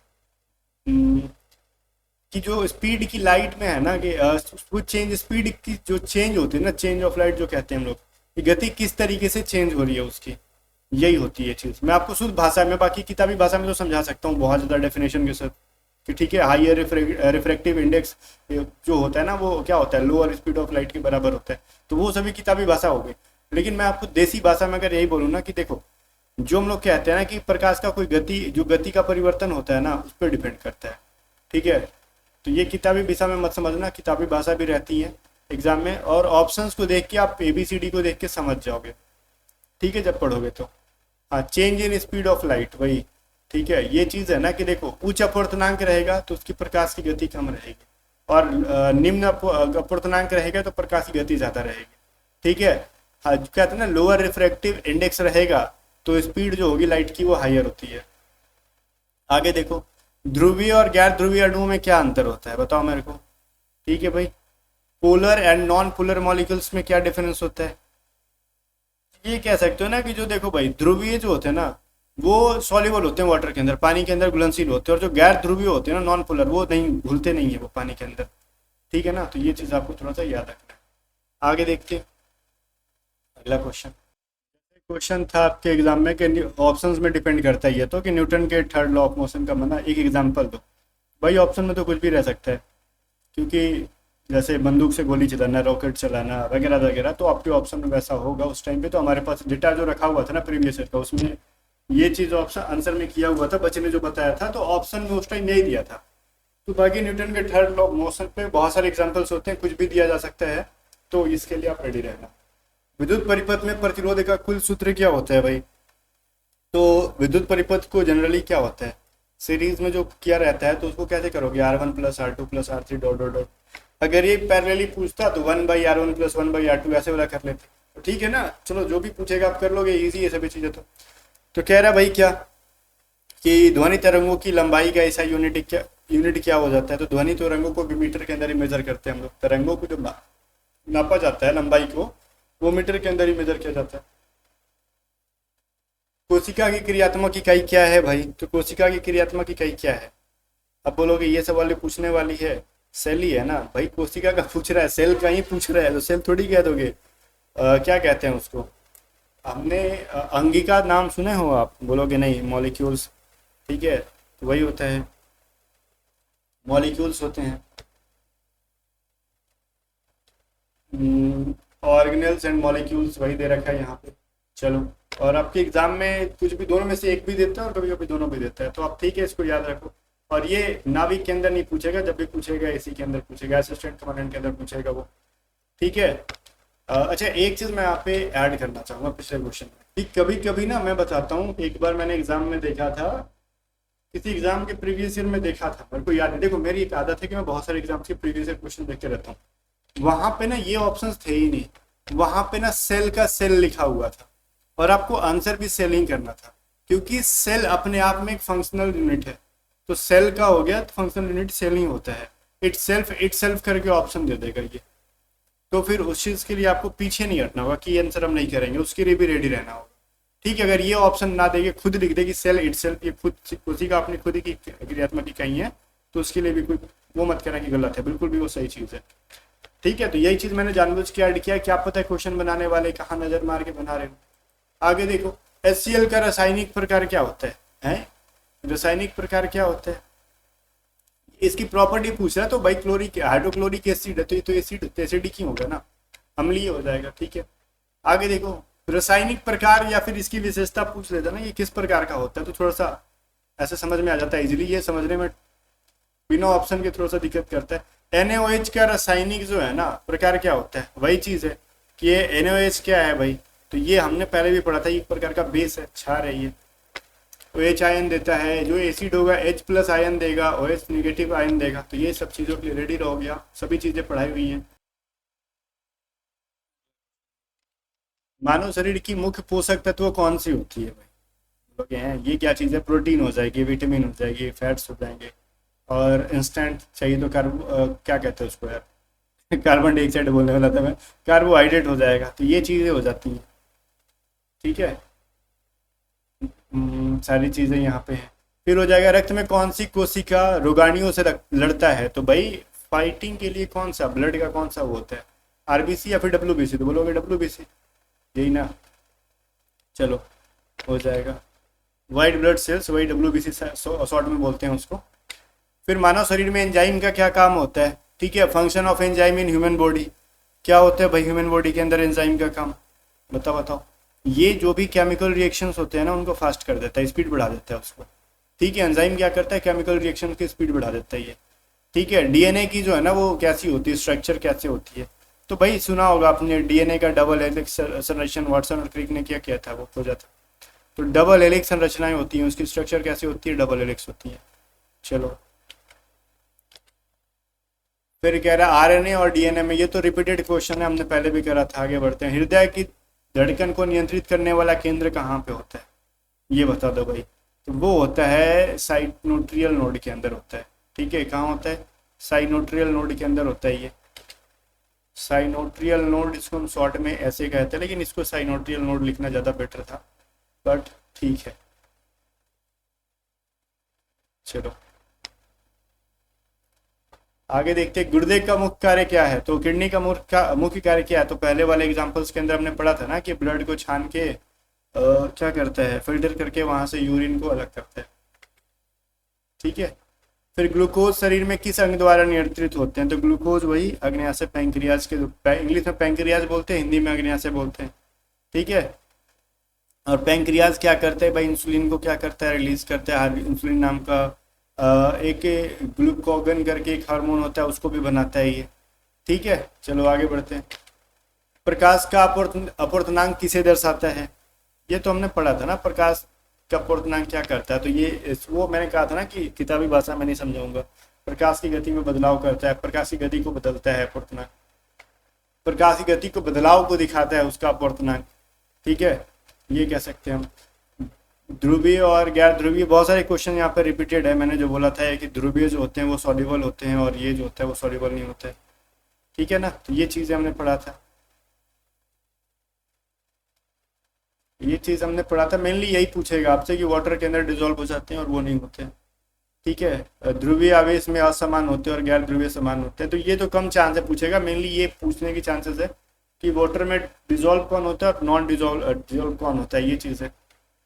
आगे रहा न्यूटन की गति के तीसरे नियम का उदाहरण, इस बार क्या है, रॉकेट का उड़ना। वही क्वेश्चन पता है क्या होता है, जब हम क्वेश्चन हैंड रिटन देते हैं ना, अलग अलग पेजेस पे होते हैं, और हम देते कैसे हैं, देखो रिपीट होने का रीजन बता रहे हैं। एक बच्चा आया बोल दिया ये क्वेश्चन आया था, और वो क्वेश्चन किसी अदर शिफ्ट में भी पूछा गया, हमने अलग शिफ्ट के नाम पे भी उसको डाल दिया, और फिर अपने टाइपिंग वाले भाई को देते हैं, तो उनको मतलब नहीं है कि आपने किस क्वेश्चन में क्या लिखा है, वो नहीं पढ़ते हैं, वो सिर्फ टाइप करते जाते हैं, ठीक है।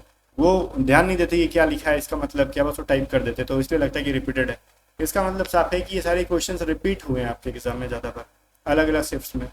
विद्युत परिपथ में प्रतिरोध का कुल सूत्र क्या होता है, तो ये चीज़ तो हमने पहले भी पढ़ा। इतने सारे क्वेश्चंस रिपीट हो रहे हैं, हाउ इज दिस पॉसिबल, ये सारे क्वेश्चन रिपीटेड है भाई। HCl का प्रकार एसिडिक होता है, NaOH का होता है बेसिक होता है, इतने सारे क्वेश्चन। मानव शरीर में मुख्य पोषक तत्व, तो ये सारी चीजें रिपीटेड है, तो ये इसमें तो कहीं ना कहीं टाइपिंग वाले भाई की गलती है, ठीक है।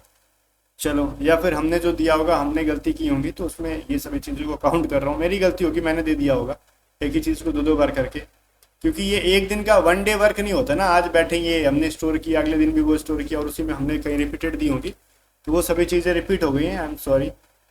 आगे बढ़ते हैं, ये सभी चीज़ें ना रिपीटेड है, तो मैं थोड़ा सा इनको आगे बढ़ लेता हूँ। गुर्दे का कार्य हमने पढ़ा है, ग्लूकोज पैंक्रियाज में होते वो हमने पढ़ा अभी।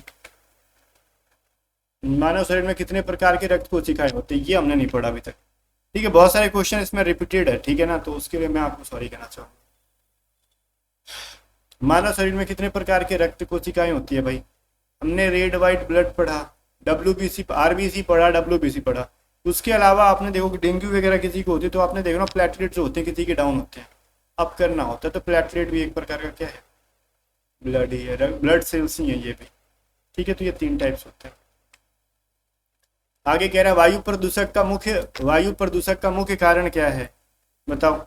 मुख्य कारक क्या है, कारण नहीं, एजेंट पूछा है, कॉज, ठीक है। तो क्या है भाई, कारण ही पूछा है ना, ठीक है, कॉज पूछा है, एजेंट नहीं पूछा। एजेंट पूछ लेता तो बहुत सारी चीज़ें हो जाती। तो वायु प्रदूषण के मेनली क्या है, तो आजकल तो मेनली धुआं है गाड़ियों से निकलने वाले, है ना, और भी अलग अलग चीज़ों से गैसेस निकल रही हैं, उन सब चीज़ों से एयर पोल्यूशन ज़्यादातर हो रहा है। ठीक है, एग्जाम्पल्स और हैं कि कुछ चीज़ों को जला रहे हो उससे हानिकारक गैसेस निकल रही हैं, तो वो सारी चीज़ें एग्जाम्पल्स में मेंशन्ड है। बाकी मैंने जो हिंट दी आप समझ लो उन सभी चीज़ों से। मैं ये क्लास को ना बहुत ज़्यादा डिटेल में घुसने के लिए मैं लाया ही नहीं था, मैंने पहले कहा था कि साइंस जहाँ डिटेल में पढ़ना था मैंने करा दिया था, और कॉन्सेप्ट भी देख रहे हो वो सभी चीज़ें रिपीट हो रही हैं। मानव शरीर में सबसे बड़ी ग्रंथि कौन सी होती है, डेट इज लीवर। लीवर, और इसके ऊपर मैंने बोला भी था कि लीवर अगर डैमेज होता है तो सेल्फ ये क्या करती है, खुद को हील कर लेती है, और कट भी जाए ना तो खुद को वापस से बढ़ जाती है। लाइक नेल्स, नेल्स काटोगे वो बढ़ जाएगी, लीवर का भी वही सीन है। ठीक है, और लीवर ना एंजाइम और बिलीरुबिन को बनाते हैं ये। ठीक है, आगे देखो, भोजन से मुख्य रूप से भोजन से मुख्य सॉरी भोजन से ऊर्जा मुख्य रूप में से किसे मिलती है, which from which nutrient to we mainly get energy. अच्छा, भोजन से क्या मिलता है, एनर्जी के फॉर्म में क्या मिलता है ये आपसे पूछ रहा है। तो भोजन से तो मेनली हम लोग कार्बोहाइड्रेट ही लेते हैं ना। ठीक है, और कार्बोहाइड्रेट क्या होता है, ग्लूकोज के फॉर्म में टूट जाता है।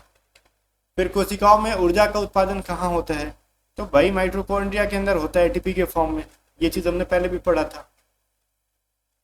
प्रकाश में adenosine triphosphate that is called ATP, ATP का फुल फॉर्म होता है एडेनोसिन ट्राइफॉस्फेट, ये चीज हमने पढ़ाया था पहले क्लासेस के दौरान।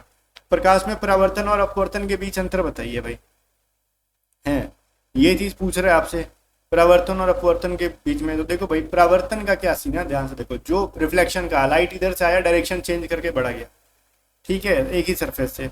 रिफ्रैक्शन का क्या सीन है ना भाई, इसका एक ये ना क्या कर रही है, डायरेक्शन तो चेंज हो रहा है, ठीक है, और ये एक ही मीडियम में, मीडियम इसका सेम है, दूसरे मीडियम में इंटर नहीं हुआ। रिफ्लेक्शन ना ये ऐसे मुड़ेगा नहीं, घुस जाएगा, भले ये इसकी डायरेक्शन हल्की सी चेंज होगी बट मीडियम भी चेंज हो जाएगा, यही चीज है दोनों में फर्क। आगे देखो, तापमान क्या है, तो हमने पढ़ा केल्विन होता है। ठीक है, अब एक सवाल देखो, यहां पे ना मैं आपको बता रहा हूं, ये सवाल आपको कंफ्यूज कर सकता है, देखने के लिए मिल जाएगा, बोलोगे ना कि आप बेवकूफ बना रहे हो लोगों को।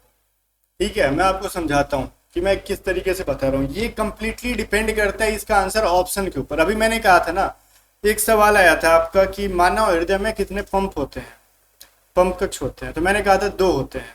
अभी सुनो, अब इसको मैं बहुत अच्छे से क्लियर करना चाहूंगा, अदरवाइज आप एग्जाम में कंफ्यूज हो जाओगे, और ये चीज ना डायरेक्टली इस तरीके से सवाल में नहीं पूछेगा, मानव हृदय के पंप से रिलेटेड सवाल पूछेगा। अब ये सुनो, पहले तो ये बताओ चैम्बर्स कितने होते हैं, तो आप कहोगे 4। ठीक है, ध्यान से सुनना, चैम्बर्स कितने होते हैं, 4, ये मैंने बोला।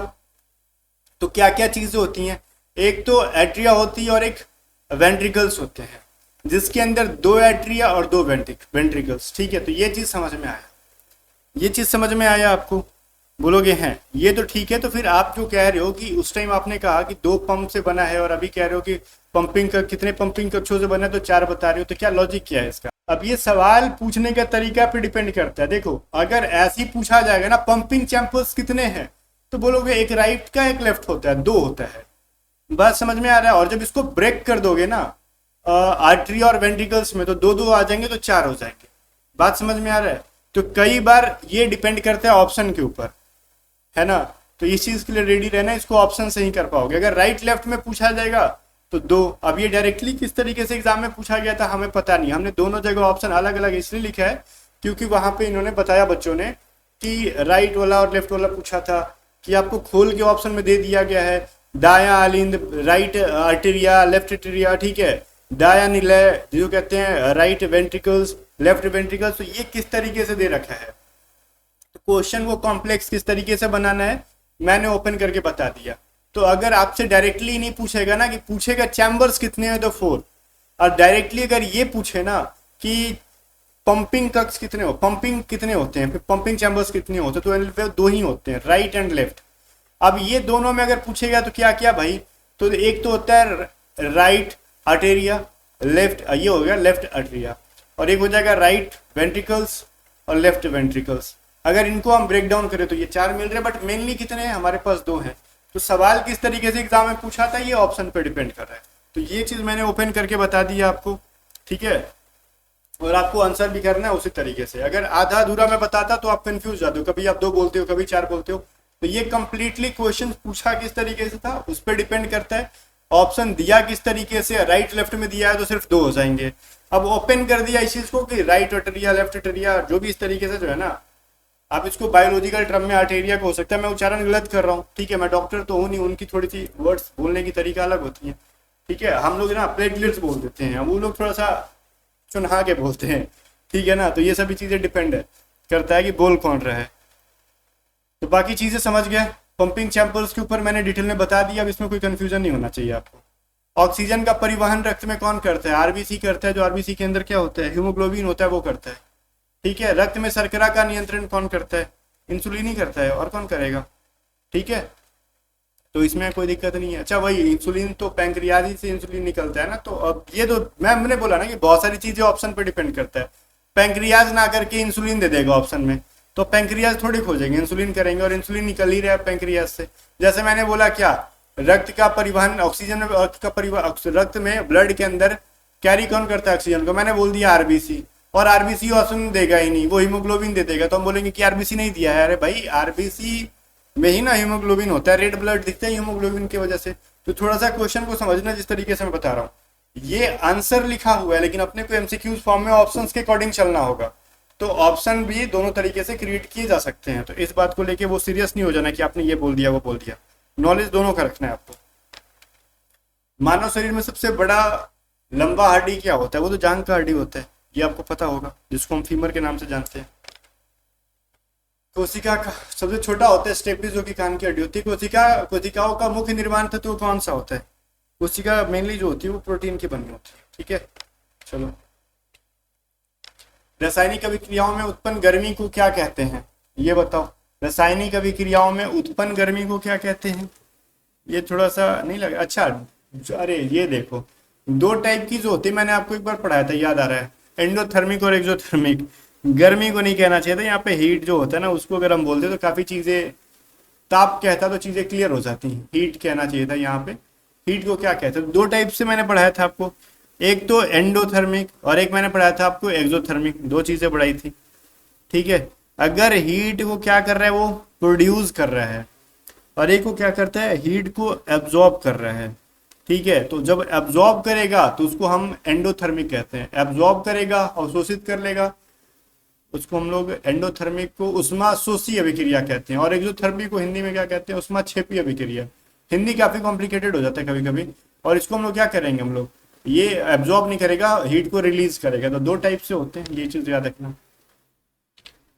ध्रुवीय और गैर ध्रुवीय, तो ये चीज तो घुलनशीलता में क्या अंतर, तो ये चीज तो मैंने पहले पढ़ा रखा है। आगे बढ़ते हैं। वही सवाल है, देखो कहानी घुमा घुमा के पूछा है कि एक सॉल्युबल कौन है वाटर के अंदर, कौन नहीं है। तो ये सवाल भी पूछा गया था, ठीक है ना, ये भी चीज देख लो। और एक इस पे आयन से रिलेटेड भी पूछा गया था। तो दोनों सवाल। मानव शरीर में प्रतिरक्षा प्रणाली क्या कार्य क्या करता है? तो डब्ल्यूबीसी ना करता है, ठीक है। सॉरी, वो पूछा ही नहीं है। कह रहा फंक्शन ऑफ इम्यून सिस्टम का क्या काम करता है? तो बॉडी को बाहरी रोग से प्रोटेक्ट करके रखता है, ठीक है, रोगाणु से प्रोटेक्ट करता है। इम्यून सिस्टम के बारे में पूछा है, ये नहीं पूछता कि क्या करता है, कौन सा ब्लड काम करता है इम्यूनिटी के लिए, ठीक है। प्रकाश की गति निर्वात में कितनी होती है? तो ये तो हमने शुरुआत में ही पढ़ लिया था, 3 × 10⁸ मीटर पर सेकेंड। न्यूटन का प्रथम रूल क्या है? ये भी चीज हमने लॉ ऑफ इनर्शिया जो मिला था यहाँ से पढ़ा था। न्यूटन का दूसरा रूल क्या पढ़ा है भाई हमने? F = m मिलता है, ये भी चीज हमने पढ़ा है। न्यूटन का थर्ड लॉ क्या पढ़ा भाई? हर रिएक्शन के प्रति ये क्या होता है? विपरीत प्रतिक्रिया होती है, अपोजिट रिएक्शन होता है, ये भी हमने पढ़ा। फिर गुरुत्व बल का सूत्र क्या है भाई? ये भी हमने पढ़ा ना, F = g × m1 × m2/r² हमने पढ़ा था, ये भी चीज पढ़ा था। गतिज ऊर्जा का सूत्र, स्थितिज ऊर्जा का सूत्र, दोनों हमने भी पढ़ा है, इसलिए हम आगे बढ़ते हैं। शक्ति का सूत्र भी हमने पढ़ा है, पावर वाट टाइम हो जाता है। अब चलो ठीक है, एक वस्तु 20 न्यूटन बल से 5 मीटर दूरी खींची जाती तो किया गया कार्य इस पे कितना हो जाएगा भाई? ये चीज पूछ रहा है आपसे। तो बताओ इसमें क्या करोगे आप, कौन सा दिमाग लगाओगे? सोचो। अब इसमें से कौन सा फॉर्मूला लगाओगे? यहाँ पे वर्क में क्या दे रखा है, एक तो फोर्स दे रखा है, वर्क निकालना है, और ये डिस्प्लेसमेंट दे रखा है। तो 20 इंटू 5 करोगे 100 हो जाएगा। ठीक है, फिर कह रहा है ऊर्जा और शक्ति में अंतर बताइए। ये सभी चीजें इतनी बार रिपीट कैसे हो गई, मैं ये कंफ्यूज हूँ। इतनी सारी चीजें रिपीट कैसे हो रही है? सभी चीजें तो पढ़ाई हुई है, ताप और तापमान वाला। ठीक है, चलो। फिर कह रहा है एक वस्तु ऊर्जा 10 kg, द्रव्यमान 10 kg है और ये उसका इतना स्पीड है, तो उसका वजन कितना हो जाएगा? तो वजन बराबर ही बताया था ना, ये वेट बराबर क्या हो जाएगा, मास इंटू एक्सेलरेशन mg। तो 10 इंटू 10 का स्क्वायर, तो क्या हो जाएगा 10 इंटू 10 100 हो जाएगा।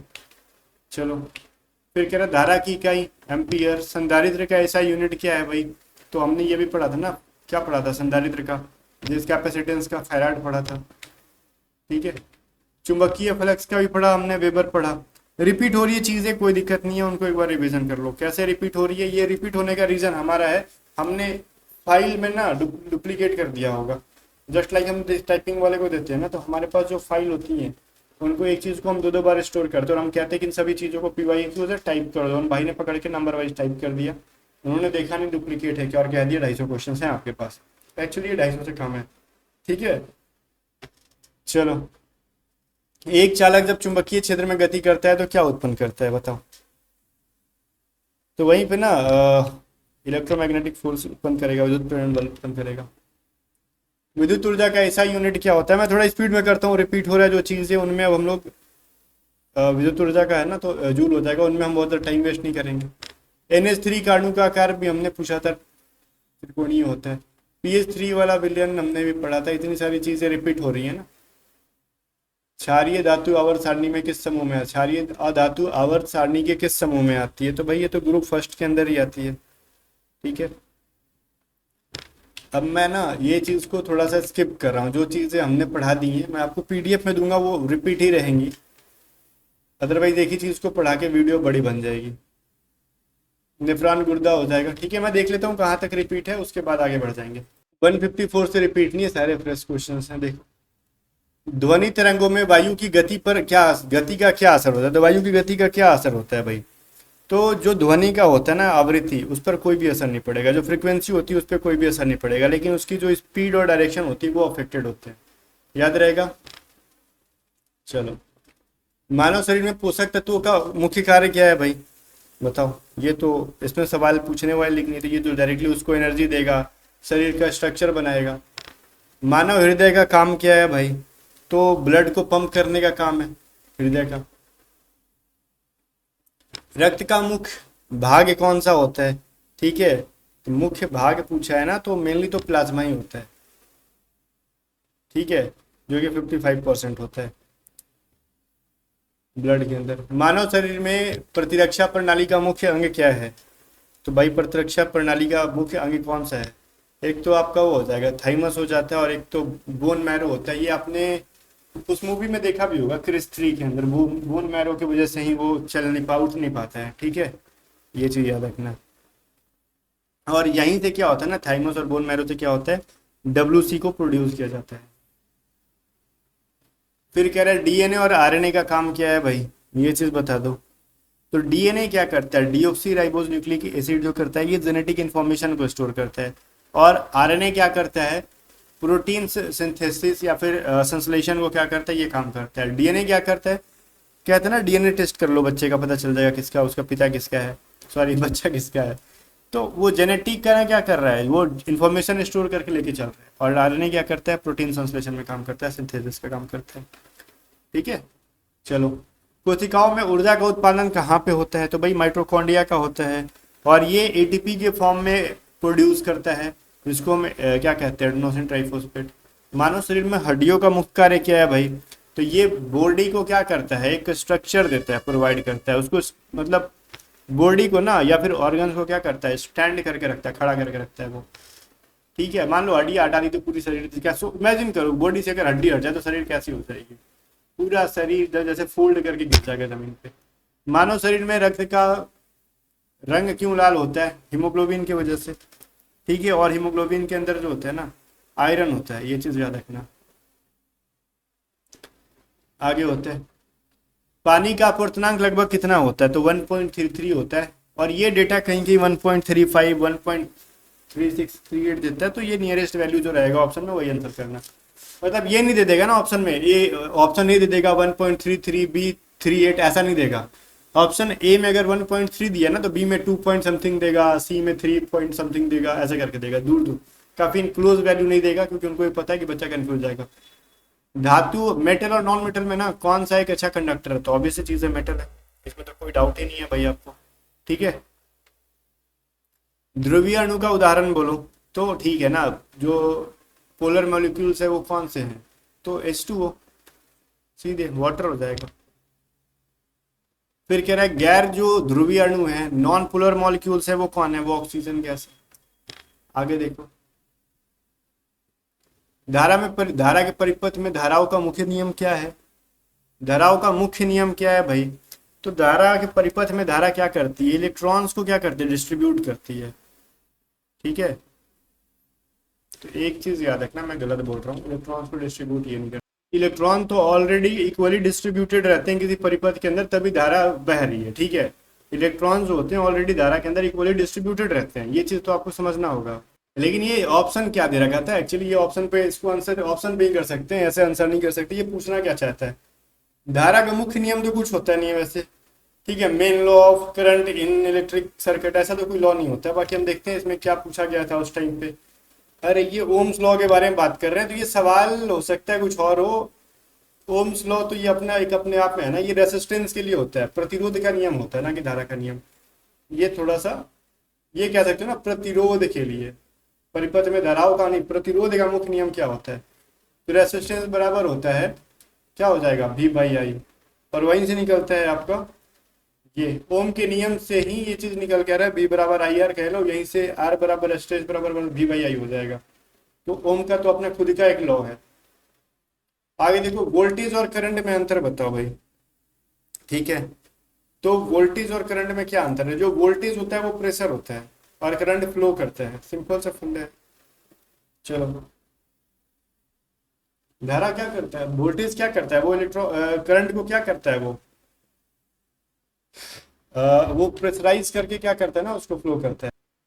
वोल्टेज की वजह से ही करंट फ्लो होता है, ये चीज समझिए सीधे सीधे अगर हम बात करें तो। ये सारे क्वेश्चन बेतुके टाइप के हैं, बट किस तरीके से एग्जाम में पूछे गए थे अभी मैं कह नहीं सकता हूँ। ठीक है, जो बच्चे मेरे को बताए थे उसके अकॉर्डिंग हमने इसको अरेंज करा है।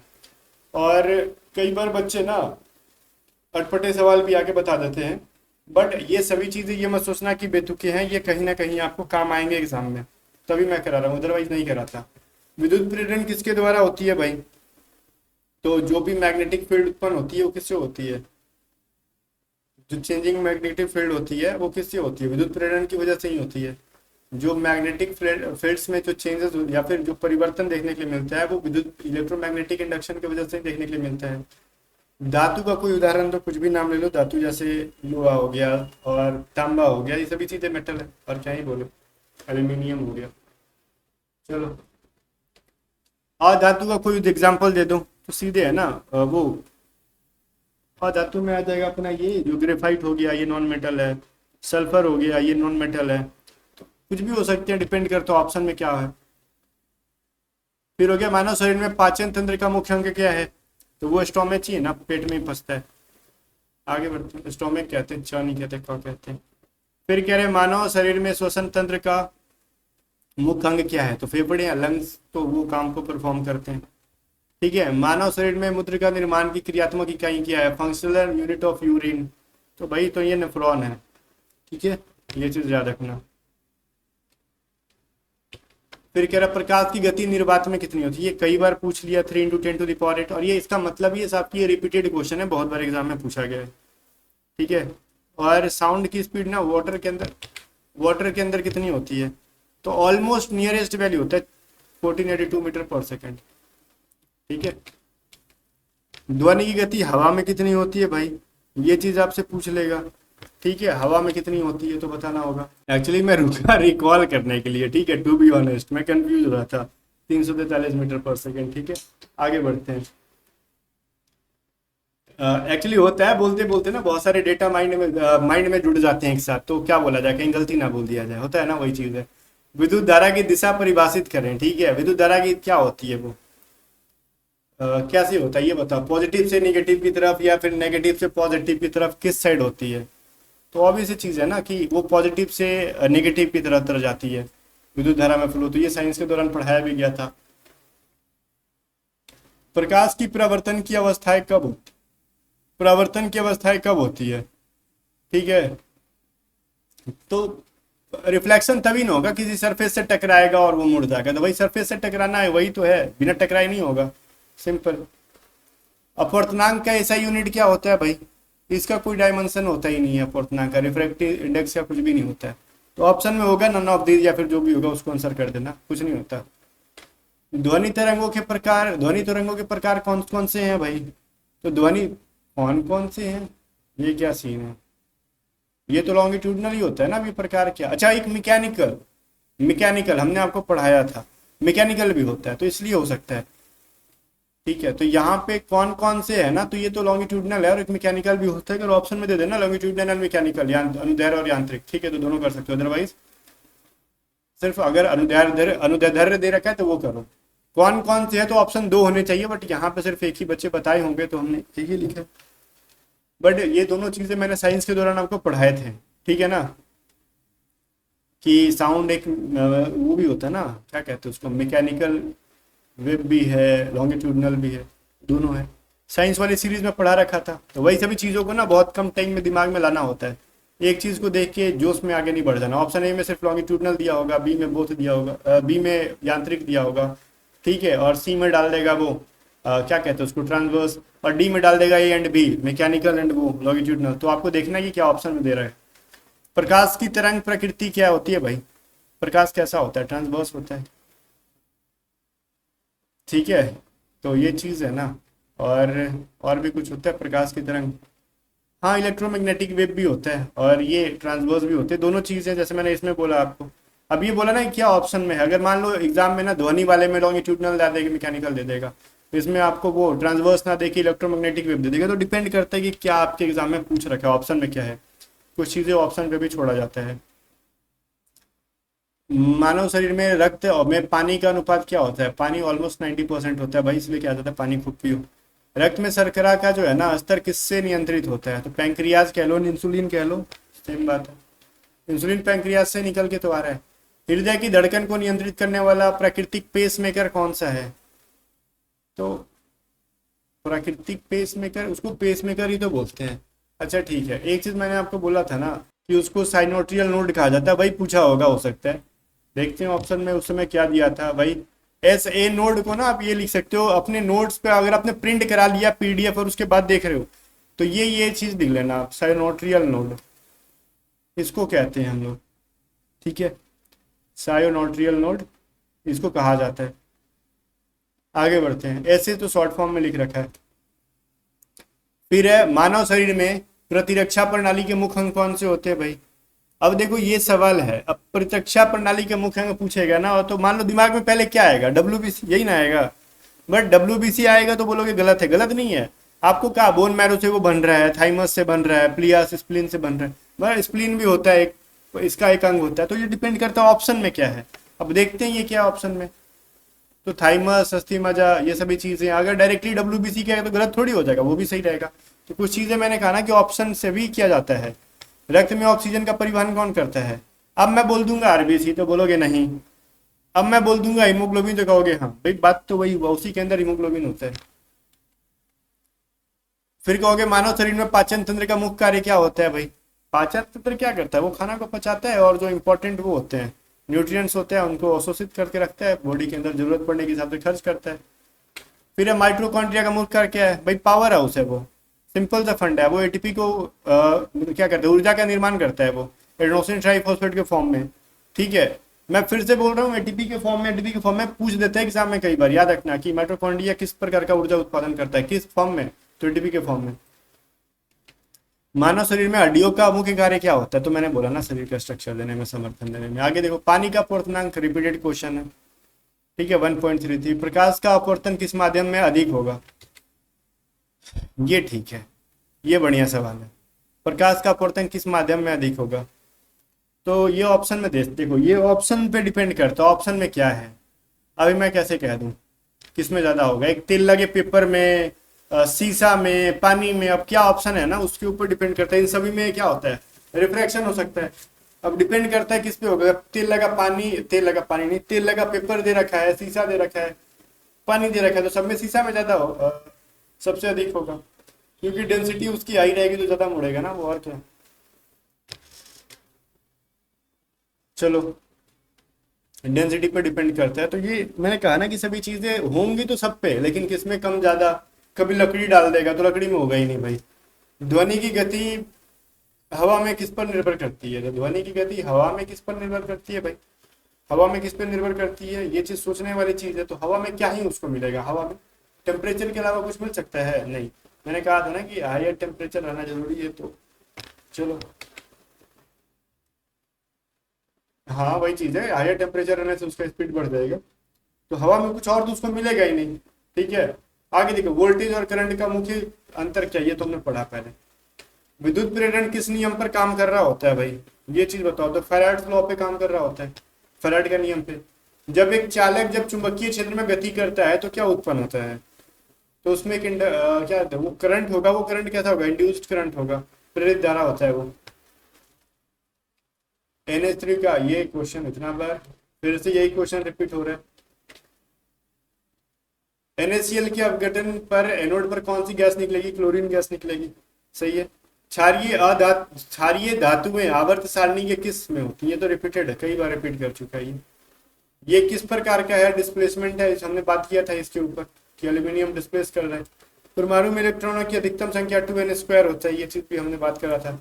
बहुत सारे क्वेश्चन रिपीट है, इस चीज को आपको थोड़ा सा इग्नोर करना होगा, क्योंकि ये प्रोवाइड हम कर पा रहे हैं, ये वही बड़ी बात है ना, क्योंकि इतने सारे PYQs प्रोवाइड कर पाना पॉसिबल नहीं है।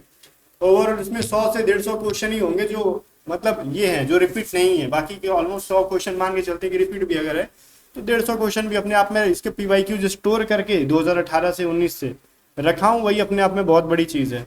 कई बार हम डेटा को डिलीट कर देते हैं और मेरी वजह से हमारी टीम मेंबर डिलीट कर देती है, मेरी वजह से सिर्फ मैंने बचा के रखा है इस चीज़ को। ठीक है, तो ये मत कहना कि आपने PDF में बहुत सारी चीज़ों को रिपीट कर दिया है, अदरवाइज फिर मुझे आपके लिए काम करने का मन नहीं करेगा। एक तो करके दो, ऊपर से आप नोटंकी करते हो, ये अपने आप में बहुत ही कॉम्प्लिकेटेड चीज़ है बच्चे। आपको लग रहा होगा ना कि इजीली प्रोवाइड कर दे रहे हो, नहीं ये इजी चीज़ नहीं है। बहुत सारे डेटा में से छाट के लाते हैं हम लोग कि अच्छा ठीक है, खोजो खोजो कहाँ है, और हमारे पास ऑलमोस्ट इतने सारे डेटा हो चुके हैं ना।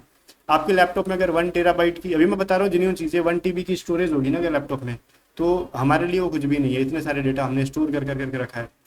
तो वही चीज़ है कि उतने में से खोज के लाना अपने आप में मेहनत का काम है। तो ये चीज़ थोड़ा सा आप इग्नोर करना। ये सवाल हमने करा है। फिर ये इम्यून सिस्टम का प्रोटेक्ट करके रखना, रिपीट क्वेश्चन है। प्रकाश की गति निर्वात में कितनी होती है, तो मोस्ट रिपीट क्वेश्चन है, कई बार हमने इसको देख लिया। न्यूटन का प्रथम नियम, सेकंड नियम, थर्ड नियम, सभी चीज़ें रिपीट हो गई है, ये सभी चीज़ें क्वेश्चन रिपीट हो गई है। शक्ति का सूत्र, ठीक है, ये 100, ये बहुत सारे क्वेश्चन रिपीट है। द्रव्यमान और वजन में ऑलमोस्ट मान के चलते हैं ना कि ये कहीं ना कहीं 100 से 150 क्वेश्चन ही है जो ऑथेंटिक है, रिपीट नहीं है। ठीक है, बाकी सभी चीज़ें रिपीट है।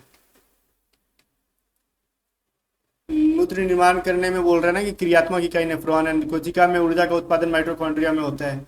DNA का मुख्य कार्य हमने बात कर ही लिया था, ऊर्जा बनाना। RNA का मुख्य कार्य मैंने पहले देखो, RNA का देखो, ये दोनों को हमने एक साथ पढ़ा था ना। DNA का मुख्य कार्य ऊर्जा प्रोड्यूस करना, या फिर सॉरी मैं गलत बोल रहा हूँ। DNA का मुख्य कार्य क्या होता है ना, वो जेनेटिक वाली चीज़ों को स्टोर करके रखना। ठीक है, चलो, अनुवांशिक जानकारी रखना, इन्फॉर्मेशन को स्टोर करके रखना और आगे की तरफ ट्रांसफर करना। मैंने गलत बोल दिया था, मैं माइटोकॉन्ड्रिया के बारे में दिमाग में चल रहा था, ऊर्जा उत्पन्न करना। ठीक है, DNA का काम नहीं है ऊर्जा उत्पन्न करना, RNA का काम है अपना प्रोटीन संश्लेषण करना। प्रकाश की गति, प्रकाश की तरंग प्रकृति क्या होती है, तो प्रकाश का कैसा होता है ये बताओ। अभी तो हमने बोला ट्रांसवर्स होता है या फिर इलेक्ट्रोमैग्नेटिक वेव, दोनों टाइप का होता है ये चीज। ठीक है, प्रकाश का अपवर्तन किस माध्यम में अधिक होगा, तो ग्लास में। वायु प्रदूषक का मुख्य कार्य क्या है, वायु प्रदूषक का मुख्य कार्य क्या है भाई, ये चीज बताओ। तो वो लोग इससे कुछ नहीं है, कारण क्या है। ठीक है, वायु प्रदूषण का वायु प्रदूषण का मुख्य कारण है धुआं और गैस, जो हमने पढ़ा था भाई। मानव शरीर में रक्त का मुख्य भाग कौन सा होता है, रक्त का मुख्य भाग कौन सा होता है भाई, तो प्लाज्मा होता है ना, जो 55% होता है। एंजाइम का क्या काम होता है भाई? तो एंजाइम्स रिएक्शंस को, जो रासायनिक रिएक्शन होते हैं उनको फास्ट कर देते हैं। ठीक है, ऐसे नोट साइनोट, ये जो मैंने अभी बोला साइनोट्रियल नोट जो होते हैं वो है। ठीक है, ये सभी रिपीटेड है, तो मैं थोड़ा सा आगे छोड़ देता हूँ इन सभी चीज़ों को। सबसे लंबी हड्डी तो हमने बात किया। फिर प्रोटीन हेल्प करते हैं रासायनिक अभिक्रिया में, जो एंडोथर्मिक और एक्सोथर्मिक होते हैं उनके बारे में बात की। इधर रिपीटेड क्वेश्चन है, मैं इनको छोड़ देता हूँ। ठीक है, आप एक बार अगर पीडीएफ आपको लगता है कि नहीं इनके क्वेश्चंस रिपीट है तो आप प्रिंट मत करना। बाय द वे मैं आपसे पैसे नहीं ले रहा हूँ, फ्री की चीज़ें हैं। हमारी पेड चीज़ों पर भी कभी कभी तो बहुत सारे लोग गलती हो जाती है, और ये गलती नहीं है, ये डेटा का डुप्लीकेट होने की वजह से ऐसा हुआ है। बहुत सारे डेटा डुप्लीकेट हो गए। ठीक है, चलो ये सभी क्वेश्चंस हमने कर रखे थे, इसलिए इधर कराने की कोई जरूरत नहीं है। खत्म हो गया। बाकी ठीक है, जो भी क्वेश्चन थे मैं आपको, कोशिश मेरी थी कि जिन चीज़ों को लेके दूं, और मैंने दी भी काफ़ी हद तक। आप बस अब डिपेंड करता है कि आप इसको किस तरीके से लेते हो, सीरियस पॉजिटिव वे में या निगेटिव वे में। बट जो भी चीज़ें मैंने दी आपके, ये रियल क्वेश्चन है, almost memory based real question है। ठीक है, आप इनको जिस तरीके से करना चाहते हो पढ़ लो। और जाने से पहले ये कहूँगा, अगर आप मॉक टेस्ट खोज रहे हो, ग्रुप क्या कहते हैं, ग्रुप डिस्कशन में बोलने वाला था, ग्राउंड ड्यूटी की या फिर टेक्निकल की, दोनों की सिलेबस सेम है, तो आप हमारे एपीजेड स्टडी ऐप पे लगा सकते हो। साथ में अगर आप हमारी पीडीएफ, इन पीडीएफ के अंदर तो बहुत बार चेक करा गया, 5 से 6 बार, इसमें कोई भी चीज़ें डुप्लीकेट देखने के लिए नहीं मिलती। 1-2% अलग बात है, बट आप लास्ट टाइम में प्रैक्टिस करने के लिए इनको बाय कर सकते हो पेड पीडीएफ। और फ्री वाली जो है वो आपको टेलीग्राम पे मिल जाएगी। टेलीग्राम पे सर्च करना @A2Z स्टडी। बाकी हमारे कोर्सेज या फिर कोर्सेज बाय करने तो डायरेक्टली आप A2Z स्टडी ऐप को डाउनलोड कर सकते हो, या फिर आपको प्ले स्टोर पे नहीं मिल रहा है ऐप तो आप हमारी टीम को व्हाट्सअप कर सकते हो, अगर किसी को खोजने में प्रॉब्लम आ रही है तो। या फिर पीडीएफ बाय करनी है तो भी आप हमारी टीम को व्हाट्सअप करके बाय कर सकते हो। मिलते हैं नेक्स्ट वीडियो में, तब तक बाय बाय। वीडियो को लाइक करके शेयर कर देना और A2Z स्टडी को सब्सक्राइब कर लेना।